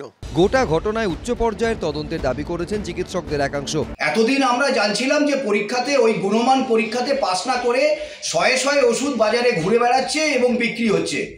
এখন যদি জানা যায় যে ভ্যাকসিন বা টিকা সেই সবও যদি আমাদের দেশে জালি বলে প্রমাণিত হয়, তাহলে মানুষ যাবে কোথায়? এর দায়িত্ব কার? তাহলে আমাদের কেন্দ্রীয় সরকার যারা দায়িত্বে আছে, স্বাস্থ্য মন্ত্রক, তারা কি চোখ কান বন্ধ করে বসে আছে? দায় নিতে হবে কেন্দ্রীয় সরকারকে এবং মানুষের মধ্যে যে ভয়ঙ্কর আতঙ্ক তৈরি হয়েছে সেই আতঙ্ক দূর করার জন্য উচ্চ পর্যায়ে তদন্ত আমরা চাইছি। এখনো পর্যন্ত নকল ভ্যাকসিন সংক্রান্ত 2টি মামলা চলছে ঔরঙ্গাবাদের আদালতে। পাশাপাশি দেশের অন্যান্য কোর্টেও চলছে বেশ কয়েকটি মামলা। কোন ওষুধ নেই এই তালিকায়? একেবারে সাধারণ ওষুধ, আমার আপনার অতি চেনা ওষুধ, মানে ধরুন ব্লাড প্রেশার, ব্লাড সুগার, নার্ভের ওষুধ, হার্টের ওষুধ, ক্যান্সারের ওষুধ, থ্যালাসেমিয়ার ওষুধ, এমনকি প্যারাসিটামল অবধি এই তালিকায় আছে, যেগুলো গুণমানে উত্তীর্ণ হতে পারেনি। এর ইম্প্যাক্ট কতটা সুদূর প্রসারী সেটা প্রত্যেকটি দর্শক বন্ধুকে বুঝতে হবে। ধরুন আমি একটা এক্সাম্পল দিচ্ছি। একটা অ্যান্টিবায়োটিক, আমার একটা জ্বর হলো, একটা ইনফেকশন হলো, আমি একটা অ্যান্টিবায়োটিক খেলাম, সাব অপটিমাল ডোজে অ্যান্টিবায়োটিকটা পড়লো, অর্থাৎ আমার ব্যাকটেরিয়া 1 লক্ষ ব্যাকটেরিয়ার মধ্যে 85,000 মারা গেল, 15,000 ব্যাকটেরিয়া বেঁচে রইল এবং তারা ওই পার্টিকুলার অ্যান্টিবায়োটিকের এগেনস্টে রেজিস্ট্যান্ট তৈরি হলো। ফলত যেটা হবে, আপনি ভাবতে পারেন যে আমার বয়স হয়েছে আমি চলে গেলাম, কিন্তু ওই যে 15,000 মাল্টি ড্রাগ রেজিস্ট্যান্ট ব্যাকটেরিয়া, এটা কিন্তু আপনার কাশির মাধ্যমে ডাইরেক্টলি আপনার সন্তানের মধ্যে পৌঁছলো, আপনার বয়স্ক বাবা মার মধ্যে পৌঁছলো। 25% অফ দ্য ইন্ডিয়ান মার্কেটে অ্যাসোকেম দেখিয়েছে এটা হচ্ছে ফেক ওষুধ চলছে, কিন্তু আমরা অ্যাটলিস্ট নিজেরা সাবধান হতে পারি। আমাদের কিউআর কোড স্ক্যানিং সবাই আমরা করতে পারি। এখানে দেখবেন একটা কিউআর কোড আছে, আপনি কিউআর কোড দিয়ে মিলিয়ে দেখে নিন সেই ওষুধটা সেইটা আছে কিনা। আপনার পক্ষে কোনটা জাল ওষুধ কোনটা ঠিক ওষুধ আমি ডাক্তার, আপনি পেশেন্ট, কারোর পক্ষে জানা সম্ভব না, কিন্তু কেনার সময় আমরা রিসিপ্টটা নিতে পারি, ওষুধটার নাম, তার জেনেরিক নাম, ডেট অফ ম্যানুফ্যাকচারিং, এইগুলো আমরা দেখতে পারি। যদি দেখি ওষুধের শেপ চেঞ্জ হচ্ছে, ক্যাপসুল আনইভেন থাকছে, ক্যাপসুলটা একটু অন্যরকম দেখতে, ব্লিস্টার হয়েছে, আপনি সে ওষুধ দেবেন না। আর সবসময় ওষুধ চেষ্টা করবেন একটু দামি কোনো জায়গা থেকে নেওয়া, যেমন বলা হলো স্ট্যান্ডার্ড কোনো স্টকিস্টের কাছ থেকে নেওয়া। একদিকে যখন জাল ভ্যাকসিন দুশ্চিন্তা বাড়াচ্ছে, ঠিক তখনই আশঙ্কা আরও বাড়ালো অনলাইনে জাল ওষুধের কারবারের ভয়ঙ্কর অভিযোগ। হাওড়ার এক ব্যক্তির অভিযোগের ভিত্তিতে তদন্তে নেমে কেঁচো খুঁড়তে কেউটের সন্ধান পেল রাজ্য ড্রাগ কন্ট্রোল বিভাগ। সূত্রের খবর, সম্প্রতি হাওড়ার ওই বাসিন্দা অভিযোগ করেন তার বাবার হার্টের সমস্যায় একটি অনলাইন সংস্থা থেকে কেনা নামী বহুজাতিক সংস্থার ওষুধ বেশ কয়েক মাস ব্যবহার সত্ত্বেও শারীরিক অবস্থার কোনো হেরফের হয়নি। অভিযোগের তদন্তে নেমে রাজ্য ড্রাগ কন্ট্রোলের হাতে উঠে আসে চাঞ্চল্যকর তথ্য। সূত্রের খবর, যাদের ওষুধ নিয়ে অভিযোগ উঠেছে সেই প্রস্তুতকারী সংস্থার মেডিসিনের নির্দিষ্ট ব্যাচ নম্বর দিয়ে অনলাইন সংস্থার সঙ্গে যোগাযোগ করা হয়। সেই সূত্র ধরে অভিযান চালানো হয় আগরপাড়া, টিটাগড় ও নাগেরবাজারের 3টি ওষুধের গুদামে। রাজ্য ড্রাগ কন্ট্রোল সূত্রে খবর, এইসব মেডিসিনের গোডাউন থেকে বাজেয়াপ্ত বেশ কিছু ওষুধ জাল বলে চিহ্নিত করেন তদন্তকারীরা। জাল ওষুধের উৎসের খোঁজে নেমে তদন্তকারীরা জানতে পারেন ওই জাল ওষুধগুলি আনা হয়েছিল উত্তরপ্রদেশের এক হোলসেলারের থেকে।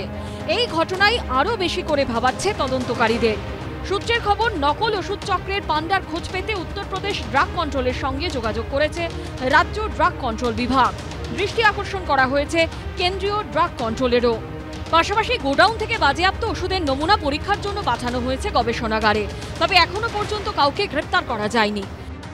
আমরা ওষুধ লিখে দিই, কিন্তু ওষুধটা যখন বাজার থেকে কিনে একজন রোগী খান তিনি সুস্থ হবেন কিনা সেই প্রশ্নটা আমাদের সামনে ঘুরফির করছে।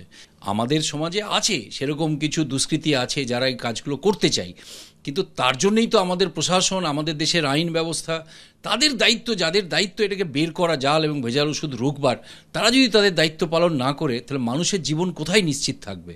আমরা তো খুবই অনিশ্চয়তার মধ্যে ভুগছি। তবে কি উত্তরপ্রদেশ থেকে পশ্চিমবঙ্গে বিছানো হয়েছে জাল ওষুধের কারবার? ভিন রাজ্যে বসে অনলাইন সংস্থার মাধ্যমে বাংলার স্বাস্থ্য জগতে ছড়িয়ে দেওয়া হচ্ছে নকল ওষুধের বিষ।